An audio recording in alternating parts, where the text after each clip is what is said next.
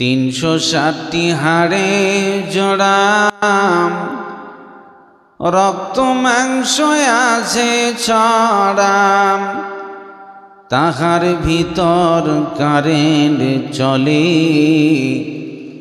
কত রঙের খেলা চলে, রাখিসনি খবর, দমের উপর বাড়ি ঘর, দম ফুরাইলে সবই পার, কত যত্নে বানায়াছেন আল্লাহ এই আদম শহর। যতই কুড়াও আড়ার খড়ি, বন্ধ হইবে দমের ঘড়ি, যতই কুড়াও আড়ার খড়ি, বন্ধ হইবে দমের ঘড়ি, মরিয়া গেলে যাইবি কবরে, মরিয়া গেলে যাইবি কবরে, রাখিসনি খবর, দমের উপর বাড়ি ঘর, দম ফুরাইলে সবই পার, কত যত্নে বানায়াছেন আল্লাহ এই আদম শহর। আপামর জনসাধারণ কর্তৃক নির্বাচিত আজকে দৌলতটোলা মসজিদ কেন্দ্রিক আয়োজিত সভার যোগ্যতম সভাপতি, উপস্থিত কোরআন হাদিস পিপাসু মুসলিম শ্রোতাবৃন্দ, পর্দার এক প্রান্তে অপেক্ষামান সর্বগুণে গুণান্বিতা সতী সাধবী মা খালা বোনেরা, সমস্ত প্রশংসা উপাসনা আরাধনা আল্লাহ পাক সুবহানাহু ওয়া তাআলার জন্যে, যিনি আজকের আয়োজিত সভাকে সফল কাম করবার সুযোগ করে দিয়েছেন। আমরা সকলে কোরআন হাদিসের প্রেমে, আল্লাহ রসুলের টানে চুম্বক আকর্ষণে এই রহমতের বাগানে বসার সুযোগ নিয়েছি। প্রতিপালকে তৌফিক এনায়েত করেছেন, তাই প্রথমত আল্লাহর দরবারে শুকরিয়া আদায় করি, বলুন আলহামদুলিল্লাহ। প্রথম সন্ধ্যা তো একটু মুখ খোলেন, মহাব্বতের সাথে জোরে সোরে সমস্যারে আওয়াজ দিয়ে আবারও বলুন আলহামদুলিল্লাহ। তারপরে আমাদের সকলের শেষ নবী আখিরি নবী মুহাম্মদুর রাসূলুল্লাহ, সকলে বলুন সাল্লাল্লাহু আলাইহি ওয়াসাল্লাম। তিনার উপর অগণন শান্তির ধারা অবতীর্ণ হোক। আল্লাহুম্মা সাল্লি আলাইহি, আল্লাহুম্মা বারিক আলাইহি। সম্মানিত সুধী, আমি আপনাদের সম্মুখে কোরআন কারীম থেকে দুটো আয়াত পড়েছি, রাসূল পাকের একটি তথ্যবহল হাদিস পড়েছি। কোরআনের আয়াত এবং হাদিসকে কেন্দ্রবিন্দুর মধ্যে রেখে আলোচনা রাখব ইনশাআল্লাহ। তবে আপনাদের সম্মুখে আমি যে বিষয়টা নিয়ে আলোচনা করব বলে নিয়ত করেছি সেটি হলো পরকালে পালাপালি। দুনিয়ার পালাপালি নয়, এটা তো আছেই। যেখানে আসল পালাপালি হবে এটা আমি দেখাবো। যদিও মসজিদ কেন্দ্রিক জালসা, একটু উলট পালট চলবে, কিছু করার নেই। আপনাদের সর্বপ্রথমে বলি, আজকে নিশ্চয় আপনারা জানছেন আজকে জালসার দ্বিতীয় দিবস। গতকালকে যা আলোচনা শুনেছেন তা মনে হয়েছে ভামরে আছেন সব। আপনাদের চেতনতা, আপনাদের চাহিদার কারণে দুদিন জালসা হয়, তার মানে একদিন খায়া পোষায় না। 2 দিনের দরকার হয়, এটা কিন্তু এনার্জির উপর নির্ভর করে। তার মানে এটা বুঝায় যে আপনারা কোরআন হাদিস ভালোবাসেন বললেই 2 দিনের আয়োজন করেন। এতটুকু জেনে রাখবেন, বর্তমান আপনারা এসআইআরের যে পরিস্থিতিটা সবাই জানছেন, কিন্তু এটা লুকোলুকির কোনো পরিস্থিতি নেই। আর এ বিষয় নিয়ে আমি বেশি আলোচনা আপনাদের সম্মুখে গড়াবো না, খালি 2-1টা কথা আপনাদেরকে খালি টাচ করবো, ভালো করে কান লাগাবেন। আজকে অ্যাকচুয়ালি পার্থিব জগতের পৃথিবীর ব্যাপারে যে সমস্যাগুলো হয়, এগুলো টেনশন বেড়ে যায়। আজকে এসআইআর নিয়ে টেনশন দেখেন, বেটার নাম নাই বাপের টেনশন, বাপের নাম নাই বেটার টেনশন, বউয়ের নাম নেই স্বামীর টেনশন। এইভাবে করে যে একটা টেনশন আপনার, কেন ভোটার লিস্ট থেকে নামটা বাদ পড়বে নাকি, খালি এই টেনশন। এটা পার্থিব সমস্যা। কি যে হয়, কি যে হয়, কি যে হয় আর কি যে করে, এটার কারণে এই টেনশনের জন্য আপনার মাথা খারাপ হয়ে গেছে। এরপরও তো এখন ডিটেনশন ক্যাম্পের অ্যাডভার্টাইজ চলতেছে, আল্লাহ ভালো জানে কি এগুলো করবে। এরকম যদি খবর আপনাদের কাছে আসে যে ভোটার লিস্টের নাম না আসলে পরে আপনাকে ডিটেনশন ক্যাম্পে রাখা হবে, যদি এরকম খালি খবর আসলেই পরিস্থিতি এরকম হয়, তাহলে টেনশন বাড়বে না কমবে? উত্তর দেন। টেনশন বাড়বে না, কারণ ওটা কিন্তু আরও বিপজ্জনক জায়গা। ফলে পৃথিবীর যেগুলো সমস্যা, এগুলো নিয়ে মাথাটা ভালোই ঘামান, টেনশন বেড়ে যায়। এখন আপনাকে আমি বলি, পরকালীন বিষয়ে যখন কোনো কথা আসে, এই টেনশনটা হয় না কেন? এর জন্য প্রথম একটা রোগ আছে আপনার, সেটা আপনাকে আমি একটা ছোট্ট উদাহরণ দেব। আমাদের দক্ষিণ দিনাজপুরে আসতে, মনে করেন বালুরঘাটে বাসে চেপে পিছনে বসে আছি, এমন সময় সবাই থমথমে বসে আছে বাসের ভিতরে। এমন সময় দেখতেছি মৌলানা সানাউল্লাহ সাহেব, উনি বাসে উঠেছেন। বাসের যতগুলো যাত্রী বসে আছে সবাই আপন আপন সিটে বসে আছে। ইনাকে কেউ দামই দেয় না, কোনো মূল্যায়নই করে না, কেউ তাকে সিট ছেড়েও দিল না, কেউ ভালো মন্দ জিজ্ঞাসাটাও করলো না। পিছন দিক থেকে আমি ওনাকে দেখে ডেকে বললাম, মৌলানা এদিকে আসেন, এদিকে আসেন, এখানে বসেন। আমি উঠে গিয়ে ওনাকে বসতে দিলাম। এখন আপনি বলেন, ওনাকে আমি বসতে দিলাম কেন? বুঝতে পেরেছেন না? পারেন না? আচ্ছা, ওনাকে আমি কেন বসতে দিলাম? গাড়িতে যতগুলো সব বসে আছে লোক, কেউ নাকি কোনো দাম দিল না, কোনো জিজ্ঞাসাও করলো না, কেউ বসতেও দিল না। আর পিছন দিক থেকে আমি, মৌলানা এদিকে আসেন, এদিকে আসেন বলে সম্মান জানিয়ে তাকে সিটটা কেন ছেড়ে দিলাম? কারণ যে গাড়িতে উনি উঠেছেন আর যতগুলো যাত্রী আছে, ওই বাস যাত্রীর ভিতরে কোনো একটা লোকও ইনাকে চেনে না। বুঝতে পেরেছেন না? পারে নাই। ইনি যে কে, ইনি যে কত দামি আলেম, ইনি কত যোগ্যতা সম্পূর্ণ আলেম, উনি কি ধরনের মাল, এটা গাড়ির কোনো যাত্রী কেউ চেনে না। আমি ওনাকে চিনি, চিনার সাথে সাথে রেসপেক্ট জানিয়ে সসম্মানে তাকে বসতে দিলাম। আসেন আসেন, কেউ তাকে না দাম দেখ, আমার কাছে এই জন্য দামি, আমি তাকে চিনি। বুঝতে পেরেছেন না? পারেননি? তার মানে উনাকে আমি চিনি বলে উনি আমার কাছ থেকে সম্মানটা পেলেন না? পেলেন না? আচ্ছা, বুঝতে অসুবিধা হচ্ছে নাকি?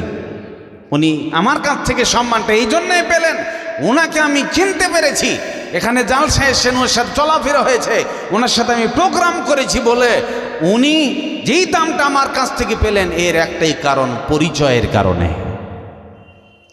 আজকে বর্তমান পৃথিবীতে এসআর নিয়ে টেনশন, পৃথিবীর যত সমস্যা সব নিয়ে টেনশন। আকাশ জমিনের মালিক যিনি প্রতিপালক আল্লাহ পাক, যিনি জান্নাত বানিয়েছেন, জাহান্নাম বানিয়েছেন, জান্নাতের মালিক, জাহান্নামের মালিক, হায়াতের মালিক, মৌতের মালিক, ইহজগতের মালিক, পরজগতের মালিক, বাপের মালিক, মায়ের মালিক, ছেলের মালিক, সব কিছুর যিনি মালিক, তিনি হলেন আল্লাহ পাক, যিনি ক্ষণিকের ভিতরে এখানে উলট পালট করে দিয়ে পৃথিবীর পরিস্থিতি এক গোলমাল করে দিতে পারেন। যে আল্লাহ পাক সর্বশক্তিমান, ইন্নাল্লাহ আলা কুল্লি শাইইন কাদির, যিনি সব কিছুর ব্যাপারে ক্ষমতা রাখেন, সব জায়গাতেই যার ক্ষমতা আছে, সেই আল্লাহ পাক রব্বুল আলামিনকে আমরা আসলে চিনি না।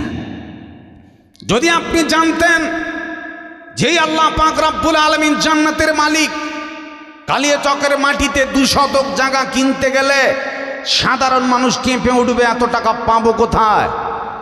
কালিয়াচকের মতো প্রপাত জায়গাতে পার্শ্বে যেখানে মানুষ পেশাব করে, এরকম জায়গায় যদি মনে করেন 2-4 শতক জায়গা কিনবো, সাধারণ মানুষের সম্ভব নয়। যেখানে মানুষ পেশাব করে এই জায়গার যদি এত দাম হয়, তো আল্লাহ পাক রব্বুল আলামিন তিনি জান্নাতের মালিক, তার জান্নাতের দাম আছে না নাই? এ বুঝতে পারছেন না পারেন? তার জান্নাতের দাম আছে না নাই? সেই জান্নাতের মালিক কে? আল্লাহ পাক। তিনি যে জান্নাতের মালিক, তিনি যে জাহান্নামের মালিক, তিনি পুক করে এখনই আপনার নল্লিতে যদি আল্লাহর হুকুম হয় পুক করে বন্ধ হয়ে যাবে, হার্ট অ্যাটাক। নড়তে পারছেন না কেন, চলতে পার না কেন? তার মানে অর্ডার হয়ে গেছে আল্লাহর হুকুম, পুক করে আপনার ছেলের 10 বছর বয়স না 20 বছর তা দেখার নেই। এটা আপনার স্ত্রী না আপনার স্বামী, এটা আপনার বাপ না আপনার মা, এতটুকু ভাবার সুযোগ নেই। অর্ডার হয়ে গেছে, লা ইস্তাখিরুনা সাআতাম ওয়া লা ইস্তাকদিমুন। আল্লাহর অর্ডার হলে 1 সেকেন্ডও অতিরঞ্জিত হবে না। অর্ডার এসে পক করে জীবনের বাতিটা নিভিয়ে যাবে। আল্লাহ যদি বাতি আল্লাহর হুকুমে নিভে যায়, মস্তানি করতে পারবে কেউ? জোরে বলুন, কারো ক্ষমতা আছে? সে আল্লাহ পাক যদি এত ক্ষমতাশীল হন, ওই আল্লাহকে আপনি চিনতে পেরেছেন? জোরে বলুন, চিনতে পেরেছেন? ওই আল্লাহকে আপনি চিনতে পারেননি বলে তার নামাজের স্বাদ আপনার ভিতরে ঢোকে নাই। ওই আল্লাহকে আপনি চিনতে পারেননি বলে কবরের ভয় ঢোকে নাই। ওই আল্লাহকে আপনি চিনতে পারেননি বলে জাহান্নামের ভয় আপনার ভিতর নাই। ওই আল্লাহকে আপনি চিনতে পারেননি বলে কোরআন হাদিসের চাহিদা আপনার ভিতর নেই। ওই আল্লাহকে আপনি চিনতে পারেননি বলে আল্লাহর রাসূলের ভালোবাসা আপনার ভিতর নেই। রাস্তাঘাটে কোরআন হাদিসের কথা চলে, জালসায় কথা চলে, মসজিদে চলে, যত্রতত্র আপনার মোবাইল খুলে দেন, শুধু কোরআন হাদিসের ওয়াজ চলে, কিন্তু রুচি নেই। কেন? আসলে আপনি আল্লাহকে চিনতে পারেন নাই। এই জন্য আল্লাহর ভয় হটে গেছে, মানুষের ভয় অন্তরের ভিতর ঢুকে গেছে। এসআইআর হবে নাকি রে বাবা, ধরে নিয়ে যাবে নাকি, ডিটেনশন ক্যাম্পে ঢুকাবে নাকি, এই করবে নাকি, সেই করবে নাকি। এই জন্য 24 ঘন্টা আপনার জীবন আতঙ্কে কাটতেছে। প্রিয় ভাই সব, এই জন্য অ্যাকচুয়ালি সর্বপ্রথম আপনাকে আল্লাহ চিনতে হবে। যতক্ষণ না পর্যন্ত আপনি আল্লাহ চিনতে পারবেন, ততক্ষণ পর্যন্ত কোরআনের রুচি হবে না। ইব্রাহিম আলাইহিস সালাম তিনি তদন্ত করতে লাগলেন আল্লাহকে। আপনি তো জীবনে কোনো দিন টেনশন নাইনি। দেখেন ইব্রাহিম আলাইহিস সালাম, সূর্য উঠেছে এটা দেখে মনে করলেন ওরে বাবা আল্লাহ বোধহয় না, এই তো ডুবে গেল, এই তো আল্লাহ এরকম হতে পারে কি করে? না, চন্দ্র উঠে গেল দেখছি না, আবার সকাল হলে বন্ধ, কি ব্যাপার? চন্দ্র ডুবে গেল, না এটা কি করে আল্লাহ হয়? তিনি গবেষণা করতে করতে করতে দেখলেন আল্লাহ এরকম উঠা ডুবা আর কম বেশি হয় না, এরকম আল্লাহর সিস্টেম হতে পারে না। তিনি এখন তদন্ত করতে করতে দেখলেন আল্লাহ তো তিনি, যিনি এই আকাশ জমিন সৃষ্টি করেছেন, যার হুকুমে সূর্য চলে, যার হুকুমে চন্দ্র চলে, যার হুকুমে আকাশ চলে, যার হুকুমে জমিন চলে, তিনি আল্লাহ।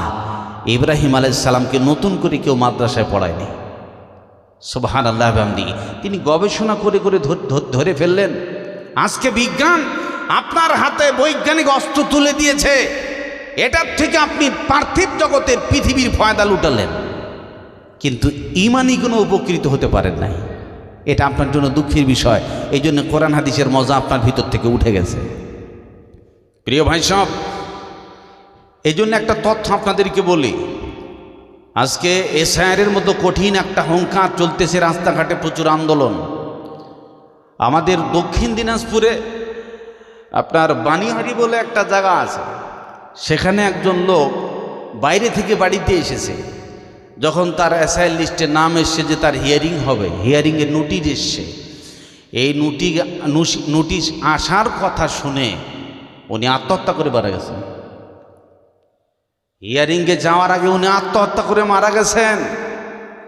নদিয়ার মাটিতে একজন মাস্টার মশাই উনিও মারা গেছেন। কত এগুলো আপনাদের জানা? কত মানুষ এই এসআইআরের আতঙ্কে মারা গেল। হার্ট গোলমাল হচ্ছে, টেনশনে মানুষ মরে যাচ্ছে। এটা পৃথিবীর সাধারণ অল্প সমস্যার কথা বলতেছি। আপনার নামটা ভোটার লিস্টে আছে না নাই, আপনার ভোটার পাস হলো কি না, আপনার ডকুমেন্ট ঠিক আছে না আছে না নাই, আপনার সাবমিট ঠিক হয়েছে না নাই, এটার জন্য যদি আপনার এতটুকু টেনশনে কাতর হতে পারেন, তাহলে দুটো তথ্য আপনাদেরকে বলে দিছি। ছোট্ট একটা এসআইরে যদি আপনার নাম না আসে, ভারতীয় নাগরিক থেকে আপনি বঞ্চিত হয়ে যাবেন। কিন্তু জেনে রাখেন, যখন মানুষ মরে যাওয়ার পরে মানুষের আত্মা দু জায়গায় রেজিস্টার হয়। এটা পৃথিবীর সাধারণ এসআর। আর যখন আপনি মরে যাবেন তখনকার এসআরটা খুব কঠিন। এই জায়গার থেকে যদি আপনার নামটা গোলমাল হয়ে যায়, তাহলে পরে আপনি পরকালের ফাইনাল লিস্টে বিপদে পড়ে যাবেন। আমি নগদ পরিস্থিতি অনুপাতে এই উদাহরণটা আপনাদের সামনে বলতেছি। যখন মানুষ মরে যাওয়ার পর যদি মুমিন ব্যক্তি হয়, তাহলে মুমিন ব্যক্তি তাকে আসমানের দিকে নিয়ে যাওয়া হবে। এখন প্রথম আসমান, দ্বিতীয় আসমান, তৃতীয় আসমান, চতুর্থ আসমান, পঞ্চম আসমান, ষষ্ঠ আসমান, সপ্তম আসমানে নিয়ে যাওয়ার পর ওখানে একটা অফিস আছে। ওই অফিসটার নাম হলো ইল্লিয়িন। ভালো করে কান খাড়া করে শুনবেন। অফিসটার নাম কি বললাম? ইল্লিয়িন। এই ইল্লিয়িন সর্বোচ্চ সম্মানিত অফিস, যেখানে প্রতিটা মুমিনদের আত্মার লিস্ট সেখানে ফাইনাল হবে। যদি মুমিন হন, ওই সপ্তম আসমানে ইল্লিয়িন নামক সর্বোচ্চ সম্মানিত রেজিস্টারে আপনার নাম উঠে যাবে। আর এই নাম অনুযায়ী পরকালে ফাইনাল লিস্ট আপনাকে দেখিয়ে দেওয়া হবে। ভালো করে শুনুন, যদি আপনি মুমিন না হন, আপনারও আত্মা নিয়ে যাওয়া হবে আসমানের দিকে, কিন্তু প্রথম আসমান থেকে আপনাকে কেটে ফেলা হবে। যাওয়া যায় কোনো চান্স নেই। না, এই লোককে উপরে আসমানে ঢুকবার মতো কোনো সুযোগ নেই। আপনি কাফের, আপনি বেঈমান, আপনি লম্পট, আপনি বেয়ামত। ওখান থেকেই প্রথম আসমান থেকে আপনার আত্মাটাকে ছুঁড়ে ফেলে দেওয়া হবে। ওয়া মিনাল আরদি মিসলুহুন। আসমান যেমন 7টা, জমিনও তেমন 7টা। সপ্তম তলায়, 7 তলায় নিজ জমিনে একটা অফিস আছে। আল্লাহ বলেছেন ওই জায়গাটার নাম, ওই অফিসটার নাম হলো সিজ্জিন, যার নাম জেলখানা। এই সপ্তম তলা জমিনে আপনার যদি নামটা লিস্ট বসে যায়, তাহলে এই নামটা কিয়ামতের দিন ফাইনাল লিস্ট হবে জাহান্নামী লিস্ট। ওই ফাইনাল জাহান্নামী লিস্ট থেকে পৃথিবীর বুকে আপনি আজ হোক কাল হোক ডকুমেন্ট দেখিয়ে সংশোধনের সুবিধা আছে, সময় আছে। কিন্তু হাসরের ময়দানে যদি আপনার এই সিজ্জিন নামক জেলখানার নামটা পড়ে যায়, এই রেজিস্টারে যদি আপনার নামটা বসে যায়, হাসর ময়দানে 50,000 বছর দিবসে ওই নাম কাটবার মতো সুযোগ আর কারো নেই। এই জন্য আপনার নাম যদি ইল্লিয়িন হয়, তাহলে আপনি সর্বোচ্চ সম্মানিত অফিসে আপনার নাম হয়ে গেছে, আপনি জান্নাতি নাগরিক। আর আপনার নামটা যদি সপ্তম তলা জমিনে, 7 তলা জমিনের অফিসে হয়, সেই জায়গাটার নাম সিজ্জিন জেলখানা। ওই অফিসে যদি আপনার নামটা লেখা পড়ে যায়, তাহলে আপনার নাম পৃথিবীতেই লিস্ট হয়ে গেল। কবর জগতে তার নাম সিজ্জিন, তার মানে আপনি জাহান্নামের আসামি। পরকালে সেই লিস্ট অনুযায়ী আপনাকে ধরে ধরে জাহান্নামে দেওয়া হবে। প্রিয় ভাই সব, অথচ আপনারা একটা জিনিস ভাবেন, এই ছোট্ট একটা আধার কার্ড ঠিক করা, ভোটার কার্ড ঠিক করা, আর কি না কি ঠিক করা নিয়ে আপনার টেনশনটা দেখেন। অথচ আমি মরে গেলেই এই দুটো জায়গাতে নামের সমস্যা আছে। আমার নামটা সিজ্জিনে হয় না ইল্লিয়িনে হয়, এইরকম টেনশন কি কারো আছে? এজোরে কথা বলুন, আছে? এই টেনশন কারো নেই, কারণ এটা পরকালীন ব্যাপার। নগদ চাপাও, হাত পেতে নাও, বাকির খাতা শূন্য থাক। দূরের বাদ্য কিলাম শুনে, মাঝখানে যে বেদায় ফাঁক। এই বেলা ভাই মদ খেয়ে নাও, কাল নিশীতের ভরসা কই। চাঁদিনী জাগবে যুগ যুগ ধরি, আমরা তো আর রব না সই। সুতরাং দুফুর্তি নো চিন্তা। মৌলবীরা ওয়াজ করে জান্নাত জাহান্নামের কথা বলে, এর কথা কে শোনে? এগুলি কি মূল্য দিবে? এর কোনো দাম নেই। ফলে আপনি যতই বোঝান, পরকালের কথা তার এই জন্যে মাথায় ঢোকে না যে ওটা বাকির খাতা, এই জন্য মানুষ শোনে না। বার আমার, এই জন্যে পৃথিবীর বুকে আপনার যেমন একটা সাধারণ ডকুমেন্ট গোলমাল হলে পরে টেনশন শুরু হয়ে গেল, পৃথিবীর বুকে বাপের নাম ওঠেনি, বেটার টেনশন, বিবির নাম ওঠেনি, স্বামীর টেনশন। একই সংসারে থাকতাম, একই দাম্পত্য জীবন কাটতেছি, এইভাবে করে করে আমাদের জীবন কাটতেছে।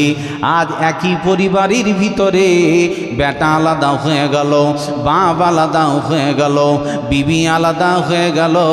এর জন্যে পৃথিবীর বুকে আপনার যত টেনশন হতেছে, আজকে আপনি যান, আপনার এই জন্যে পৃথিবীর বুকে দেখবেন একটা টিকিট কাটতে যাবেন, 10 মিনিট দাঁড়ালে পরে মানুষ রেগে যায়, মেজাজ উঠে যায়।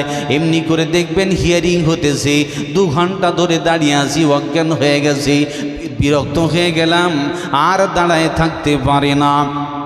কিন্তু জেনে রাখবেন, পৃথিবীর বুকে যেগুলো চেকিং হয়, এর জন্যে পানি খাওয়ার ব্যবস্থা আছে, চায়ের দোকান আছে, নাস্তা পানির দোকান আছে।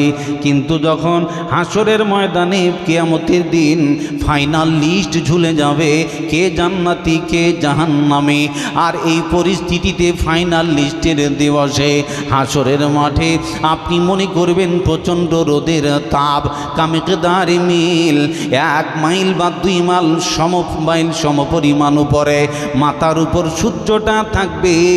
এমনি করে সূর্যের তাপে মানুষ ঘেমে যাবে, হাঁটু পর্যন্ত ঘামবে, কোমর পর্যন্ত ঘামবে, বুক পর্যন্ত হবে। এমনি করে কোনো রকম করে 2টো ঠোঁট বেরিয়ে থাকবে, এমনি করে পা পর্যন্ত ঘামতে ঘামতে, প্রচণ্ড রোদের তাপে ঘামতে ঘামতে এরকম দশা হবে। আপনি বলবেন না না, চল বিশ্রাম ঘরে যাই, 10 মিনিটের রেস্ট নেব, রোদে থাকতে পারে না। ওরে প্রচণ্ড তৃষ্ণা লেগেছে, চল চায়ের দোকানে যাব, ঠান্ডা 20 টাকার একটা বোতল দাও। গোটা হাসরের মাঠে খুঁজে খুঁজে একটা বোতল কিনতে পারা যাবে না। এরকম হাসরের মাঠে কঠিন দিবসে, এই কঠিন দিবসের সম্মুখীন হলে পরে এই হাসুরির মাটির একটা জায়গাতেই পানীয় ব্যবস্থা থাকবে। এই পানির মালিকানা হবেন বিশ্বনেতা মুহাম্মদ সাল্লাল্লাহু আলাইহি ওয়াসাল্লাম।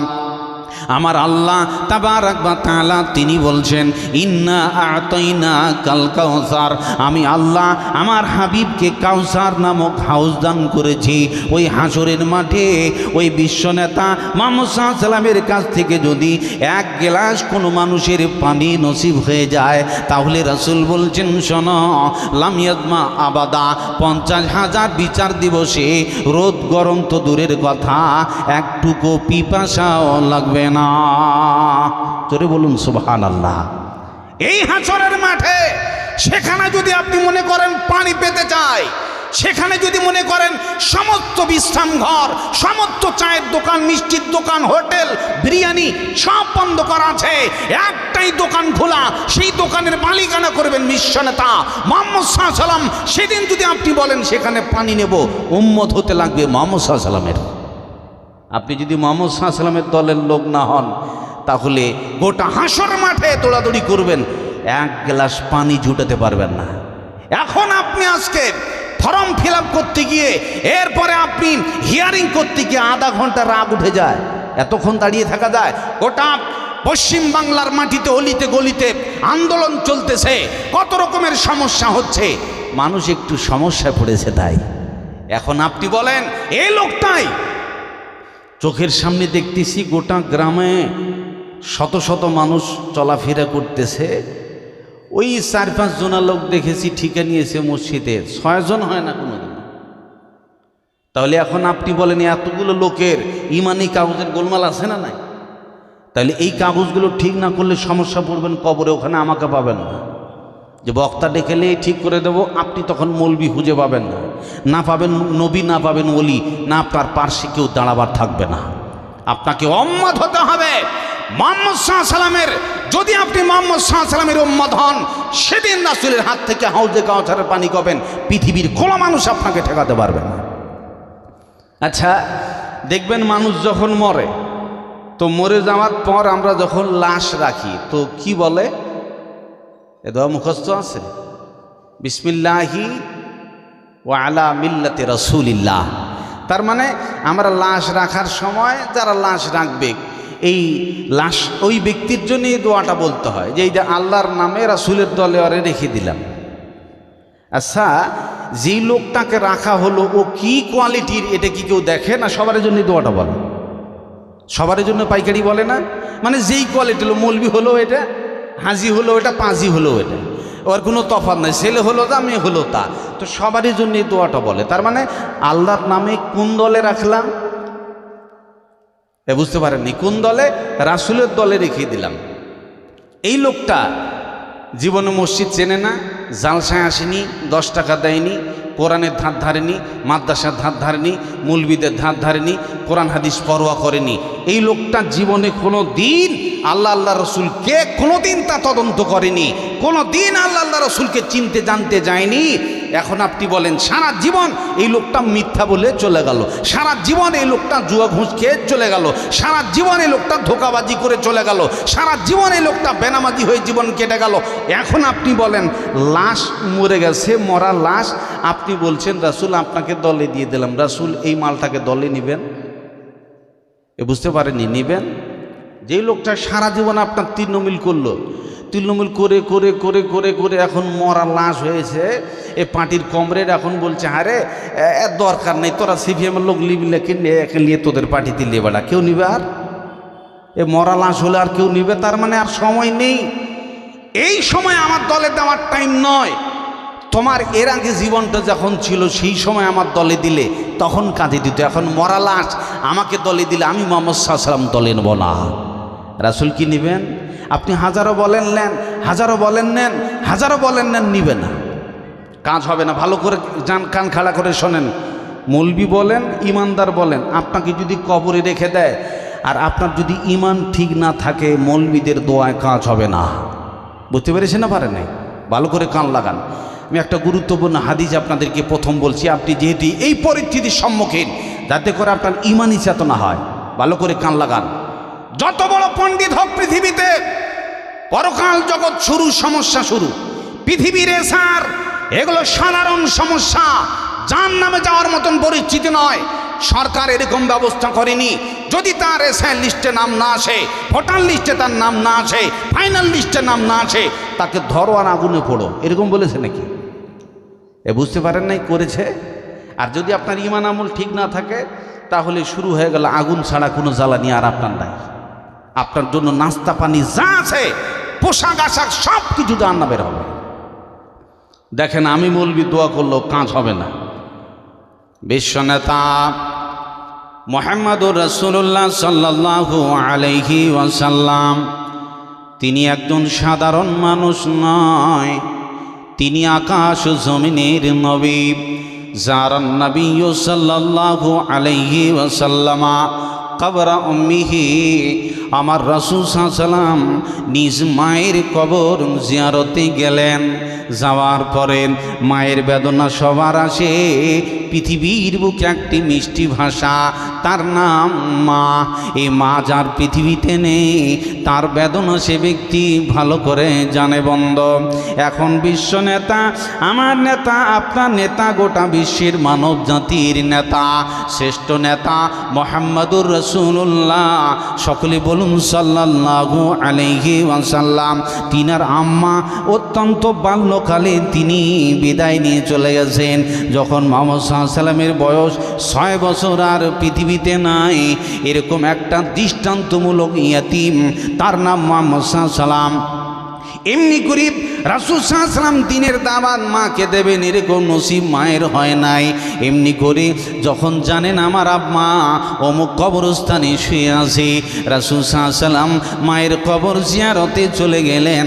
যাওয়ার পর তিনি আকাশ জমিনের নবী, আমার আল্লাহর কাছে দরখাস্ত পেশ করতেছেন, ইস্তাআযানতু রব্বি ফি আন আস্তাগফিরা লাহা, আমি আল্লাহর কাছে দরখাস্ত পেশ করলাম, এ প্রতিপালক, আমার আম্মা কবরে শুয়ে আছে, আমি আম্মার জন্যে আপনার কাছে একটু দোয়া করব, আমার আম্মার জন্য একটু ক্ষমা প্রার্থনা করব, আল্লাহ আমায় অনুমতি দাও।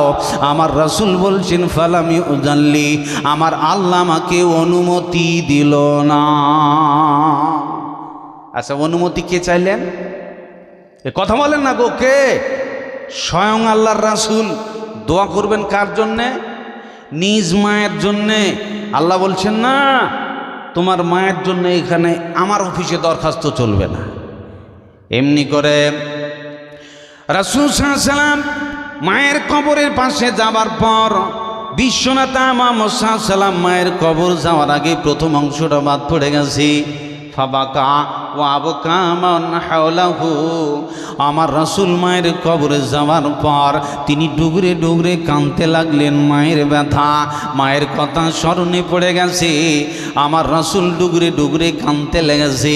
রাসূলের কান্না দেখার সাথে সাথে সাহাবীরা যারা রাসূলের সাথে সাথে বসে আছে এমনি করে রাসূলের কান্না দেখার সাথে সাথে সমস্ত সাহাবীগুলি ডুগরে ডুগরে কাঁদতে লাগলো। সব সাহাবীও ডুগরে ডুগরে কাঁদতে লেগেছে। রাসূলের কান্না দেখে সহ্য হলো না। সব সাহাবীরাই যখন কাঁদতে লেগেছে, এমনি করে ভয়ানক অবস্থা। আমার আল্লাহ মায়ের জন্য অনুমতি চাইছি, একটু দোয়া করব, অনুমতি দেন। আমার আল্লাহ অনুমতি দিল না। এমনি করে আল্লাহ রাসূল বলছেন, হে আমার প্রতিপালক, তোমার কাছে অনুমতি চাইতেছি, আমি আমার মায়ের কবর জিয়ারতে আসবো, এটা অনুমতি দাও হোক। আমার আল্লাহ বলছেন, হাবিব রে, তোমার এই আবেদন মঞ্জুর হলো, নিশ্চয়ই তুমি তোমার মায়ের কবর জিয়ারতে আসবে, কোনো সমস্যা নাই। কারণ হলো ফাইন্নাহাত তুযাক্কিরুল মউত, নিশ্চয়ই সেটা মউতকে শরণাপন্ন করিয়ে দেয়। কে জেনে নাও, মানুষ যখন কবর জিয়ারতে যাবে তখন এতটুকু তার জ্ঞানে আসবে, ধরা পড়বে, এই সিট নম্বরটা আমারও হবে, আমার বিবির হবে, ছেলের হবে, পাড়া গায়ের সবার হবে।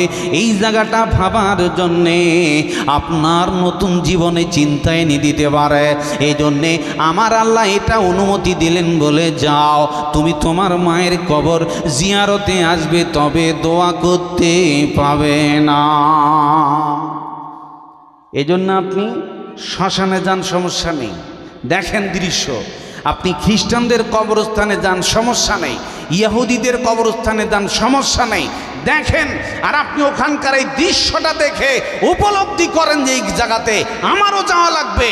এই জন্য এই জায়গা আপনাকে স্মরণ করিয়ে দেয় মৌতের কথা, কিন্তু সবার জন্য দোয়া করতে পাবেন না।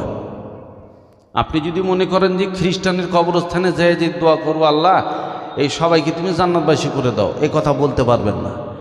ইহুদিদের কবরস্থানে যাই যদি বলেন আল্লাহ এদেরকে ক্ষমা করে দাও, দোয়া করতে পাবেন না। যদি কোনো মুশরিক কাফিরের কবরস্থান হয় তাহলে তাদের জন্য আপনি দোয়া করতে পাবেন না। ভালো করে কান লাগান, দোয়া করবেন কার জন্য? একমাত্র খাঁটি মুসলিম হলে তার জন্য আপনি দোয়া করবেন। আসসালামু আলাইকুম আহলাদ দিয়ার মিনাল মুমিনিনা ওয়াল মুসলিমিন, ইন্না ইনশাআল্লাহু বিহিম লালাহিকুন, নাসআলুল্লাহ লানা ওয়া লাকুমুল আফিয়া। যখন কবরস্থানের পাশে দিয়ে যাবে তখন এই দোয়া বলতে হবে। এই দোয়ার সাথে মুমিন মুসলমান দুজনাই শরীক হয়ে গেল। জোরে বলুন সুবহানাল্লাহ। সম্মানিত সদীপ, এখন আপনাকে আমি বলি, যিনি আকাশ জমিনের নেতা মুহাম্মদুর রাসূলুল্লাহ সাল্লাল্লাহু আলাইহি ওয়াসাল্লাম, তিনি মায়ের জন্য দোয়া করতে চাইলেন, কাজ হলো? এ জোরে বলুন, কাজ হলো?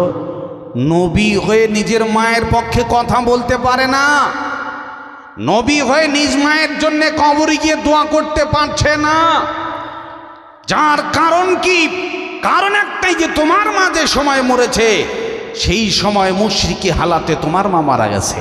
ফলে দোয়া করতে গেলে তোমার মাকে ঈমান আনা লাগতো। তাছাড়া আমি আল্লাহ, আমার খাতায় যদি কেউ মুশরিকদের নামে আবেদন পেশ করে আমি আল্লাহ গ্রহণ করব না।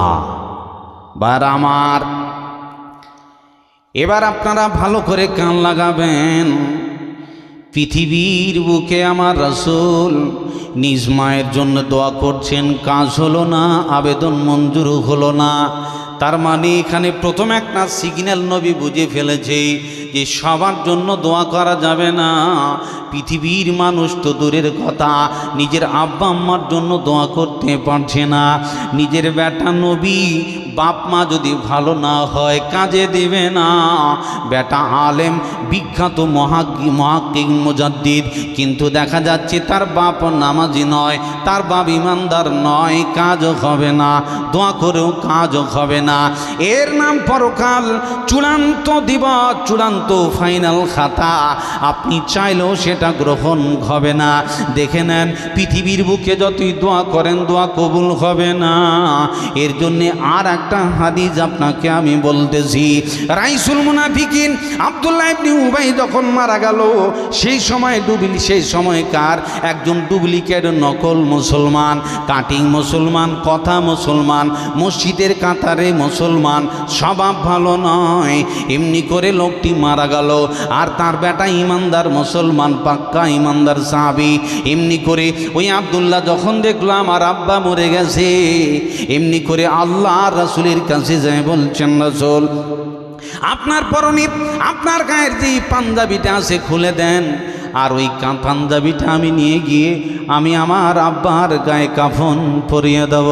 হতে পারে আপনার গায়ের কাফন যদি পরে নেয়, আপনার গায়ের বরকতি পাঞ্জাবিটা যদি আমার আব্বাকে আমি কাফন করে দিয়ে দেই, তাহলে আমার আল্লাহ তাবারাক ওয়া তাআলা এই পোশাকের বরকতে রহম করতে পারে। একজন সন্তান বাপির প্রতি কতটা দরদ হতে পারে। এমনি করে আমার রাসূল বলছেন, আব্দুল্লাহ রে যাও, আমার গায়ের পাঞ্জাবিটা তোমার আব্বাকে কাফন দিলে পরে আল্লাহ ক্ষমা করে দিলে আমার কোনো আপত্তি নাই, যাও। আমার রাসূল নিজের পাঞ্জাবি পরনে খুলে দিলেন। এমনি করে সাহাবী বলতেছেন, আল্লাহর রাসূল আমার আব্বা মুনাফিক, সারা জীবন রাসূলের বিরোধিতা করেছে, সারা জীবন মুসলমানদের বিরোধিতা করে গেছে, তার জীবনে আমল ভালো ছিল না, বেশভূষা ভালো, দেখতে ভালো, আমল খারাপ ছিল, কিন্তু আল্লাহ রাসূল আপনার গায়ের পরনের পাঞ্জাবিটা পরে দিলেই যথেষ্ট নয়। আজকের আম জনতার সম্মুখে আমার আব্বার জানাজাটা আপনাকে পড়িয়ে দেওয়া লাগবে। আগে বলুন সুবহানাল্লাহ। আমার আব্বার জানাজাটা পড়িয়ে দিতে হবে। রাসূল সাল্লাল্লাহু আলাইহি ওয়াসাল্লামের দয়া দেখেন মানুষের উপরে, জাহান্নাম কত বড় কঠিন জায়গা। রাসূল সাল্লাল্লাহু আলাইহি ওয়াসাল্লাম তিনি বলছেন আমি জানাজা পড়িয়ে দেব। হযরত ওমর রাদিয়াল্লাহু তাআলা আনহু তিনি প্রতিবাদ করে দাঁড়ালেন, আল্লাহর রাসূল এমন লোকের জানাজা আমার আল্লাহ তো আপনাকে পড়তে নিষেধ করেছে, আপনি এরকম লোকের জন্য দোয়া করতে পারেন না। আমার রাসূল বলছেন, তুমি ভুল বুঝেছো, বিষয়টা এমন নয়। আমার আল্লাহ তাবারাক ওয়া তাআলা এইভাবে তিনি বলেছেন, ইস্তাগফির লাহুম আও লা তাস্তাগফির লাহুম ইন তাস্তাগফির লাহুম 70 মাররাতান ফালাই ইয়াগফিরাল্লাহ। হে হাবিব, আপনি তার জন্য ক্ষমা চান আর নাইবা চান, তার জন্য আমি আল্লাহ ক্ষমা দেব না। এমনি করে জেনে রাখো হাবিব, তার জন্য একবার নয়, দুবার নয়, 3 বার 10 বারও নয়। যদি ওই আব্দুল্লাহ ইবনে উবাই মুনাফিকের নামে আমার আদালতে 70 বারও দরখাস্ত পেশ করো হাবিব, তোমার দোয়া আমার কাছে কবুল হবে না। রাসূল সাল্লাল্লাহু আলাইহি ওয়াসাল্লাম তিনি বলছেন, এ আমার শোনা, আমার আল্লাহ আমাকে সাবধান করেনি, নিষেধ করেনি, ৭০ বারও যদি দোয়া করি দোয়া কবুল হবে না। আমি আব্দুল্লাহ ইবনে উমাইর ক্ষমার জন্যে আল্লাহর কাছে ৭০ বারও অতিক্রম করে দেব। জোরে বলে না আর এই তকবীর। সম্মানিত সুধী, এর নাম রাসূল, এর নাম রাসূলের ভালোবাসা, উম্মতের দরদ। রাসূল সাল্লাল্লাহু আলাইহি ওয়াসাল্লাম সেদিন যেইভাবে আব্দুল্লাহ ইবনে উবাইয়ের উপরে যেমন মানসিকতা দেখিয়েছিলেন, সেদিন থেকে আল্লাহ পাক রেড সিগন্যাল নাজিল করে দিলেন, ওয়ালা তুসাল্লি আলা আহাদিন মিনকুম মাতা আবাদা ওয়ালা তাকুম আলা কবরিহি। রাসূল সাল্লাল্লাহু আলাইহি ওয়াসাল্লামকে সেদিনই আল্লাহ নিষেধ করে দিলেন, হাবিব আপনি এরকম লোকের জানাজার নামাজ আর পড়তে পাবেন না, আপনি এদের জন্য আর কোনো দিন দোয়া করতে পাবেন না, এরকম লোকের কবরেও আর দাঁড়াতে পারবেন না। জোরে বলুন সুবহানাল্লাহ। এখন আপনি বলেন, সে সময়কার ডুপ্লিকেট মুসলমান রাসূল সাল্লাল্লাহু আলাইহি ওয়াসাল্লাম তার জন্য জানাজাও পড়িয়ে দিলেন, নিজের পরনের পাঞ্জাবিটা তাকে কাফন স্বরূপ দিলেন, কাজ হলো? এ কথা বলেন না গো, কাজ হলো? দোয়া করছে কি সাধারণ মানুষ না নবী? মুহাম্মদ সাল্লাল্লাহু আলাইহি ওয়াসাল্লাম পর্যন্ত দোয়া করে কাজ হয়নি, অথচ আপনি কি করে ভাবলেন যে আমাদের গ্রাম ইমাম সাহেব আমাকে বাঁচিয়ে দেবে? হ্যাঁ, এখন আজকে দেখছেন যে 6টার উপর নাম আসলে নাকি ওর সমস্যা, দেখছেন তো আপনারা। আজকে দেখেন বাপের যদি নাম না আসে, ছেলের যদি নাম না আসে, ভাইয়ের যদি নাম না আসে, কেউ কারো নিয়ে অতটা ভাবে না। আপনার নাম যখন আসবে তখন আপনার জি ঠান্ডা, পরেরটা নিয়ে আপনার অত টেনশন নেই। যদি পৃথিবীর বুকে এরকম হয়, একজন আর একজনের দিকে তাকায় না, একজন আর একজনকে নিয়ে ভাবে না, তাহলে সেই দিন যেদিন পাশে দাঁড়াবার আপনার কেউ থাকবে না, সেদিন যদি আপনি মনে করেন আমার ছেলে পাশে দাঁড়াবে, মেয়ে দাঁড়াবে, আমার বিবি পাশে দাঁড়াবে, আমার বেটা পাশে আসবে, আমার ভাই পাশে আসবে, গ্রামবাসী পাশে আসবে, এ কথা ভেবে লাভ নেই। সে কথা আল্লাহ তাবারক ওয়া তাআলা বলছেন। মহান আল্লাহ তাবারক ওয়া তাআলা তিনি বলছেন কোরআনে, পৃথিবীর বুকে যেমন মানুষ একজন আর একজনের উপর হিংসা থাকে, কেউ কাউকে নিয়ে ভাবে না আমার ঠিক আছে তুই ডুবে যা, আমি খেতে পেয়েছি তুই না খেয়ে মরতা, আমার টেনশন নাই।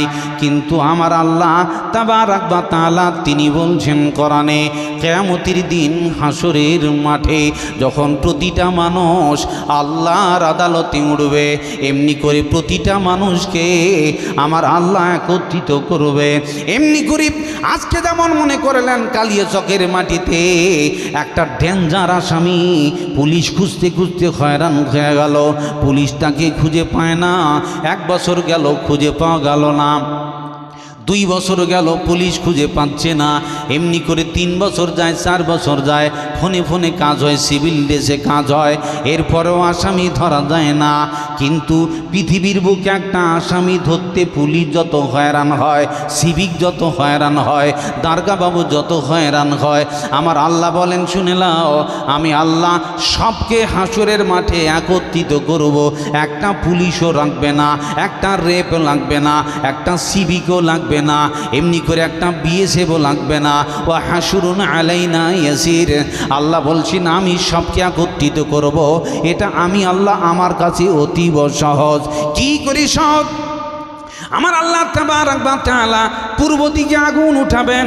এখন আপনি যদি মনে করেন আগুন বেরিয়ে গেছে, দরজা লক করে দেবো, 5 তলায় উঠে যাব, এমনি করে জমিনে ঢুকে যাব, লোহার বাংকারে ঢুকে যাব, এমনি করে আপনি যদি মনে করেন লোহার বাংকারে ঘরের ভিতরে ঢুকে দরজা টুক করে লক করে বন্ধ করে দেবেন, এরকমটা সুযোগ হবে না। এখন আপনি বলেন এই জায়গাতে যদি আপনার চোখের সামনে আগুন ধরায় দেই, লোক থাকবে না পালাবে? বুঝতে পারেননি? থাকবে। গম বাড়িতে আপনাদের দিকে কেমন চাষ হয় জানি না, আমাদের দিকে গম বাড়িতে যখন আগুন ধরে 400-500 বিঘা জমি পুড়ে যায়, দুনিয়ার মেশিন লাগায় কাজ হয় না। এখন আপনি যদি মনে করেন ওই আগুনকে আটকাবো, যান দেখি, পালাবার রাস্তা খুঁজে পায় না, দাঁড়িয়ে দাঁড়িয়ে থাকতে হয়, শত শত বিঘা জমি কম সব পুড়েই শেষ। এর নাম আগুন। এ কাউকে ধারে না, সবাইকে বাপ বলায় ছাড়বে। আপনি মনে করেছেন দরজা বন্ধ করে দেব না? ভাইরা আমার আল্লাহ তাবারক ওয়া তাআলা পূর্ব দিকে আগুন উঠাবে। এখন আপনি বলছেন পালাবো না, না না, দরজা বন্ধ করে দেব না, না। এখন বাপ একদিকে ছিটে পালিয়ে যাবে, বেটা একদিকে ছিটকে পালিয়ে যাবে, মাকে বিছানায় খুঁজে পাওয়া যাবে না, বেটি দেখো 10 মাইল দূরে চলে গেছে। কিছুদিন আগে দেখছিলাম একটা ভূমিকম্প হয়ে গেল, আর ওই ভূমিকম্পের পরিস্থিতিতে বাপ বেটা দুজনাই মিলে দোকানের ভিতর ঢুকেছে। এমন সময় দোকানের ভিতর ঢোকার সাথে সাথে ভূমিকম্প চালু হয়ে গেল, দোকান কাঁপতেছে, আর এই মুহূর্তে বাপ ভয়তে দৌড়িয়ে পালিয়ে গেছে, ছেলে ভিতরে আছে, বাপও জানে না। ছোট্ট দৌড়িয়ে বেড়া ছেলে দোকানের ভিতরে আছে, বাপের টেরই নেই, ও নিজে দৌড়িয়ে পালিয়ে গেছে, চাচা নিজের জান বাঁচা, আর বেটা দোকানের ভিতর থেকে গেছে। এমন সময় দেখছি ওরে বাবা জমিন কাঁপছে, বাপ তো পালিয়ে গেছে দেখছি, এখন পুচকু ছেলে ও মারদৌড়। এখানে চোখের সামনে দেখেন, এই একটু বিপদের কারণে বাপ ছিটকে পালিয়ে গেল, বেটার খবর আছে? জোরে বলুন, আছে? আপনার এই ভাববার মতো সুযোগ সুবিধা হবে না। এখন আপনি বলেন আগুন বেরোবে পূর্ব দিক থেকে, এই আগুন যদি হাঁ হাঁ করে দৌড়ায়, তাহলে আপনি বেটা বেটির খবর নেবেন না দৌড়াবেন? খালি খবর নিবে কেউ? পালাপালি শুরু হবে।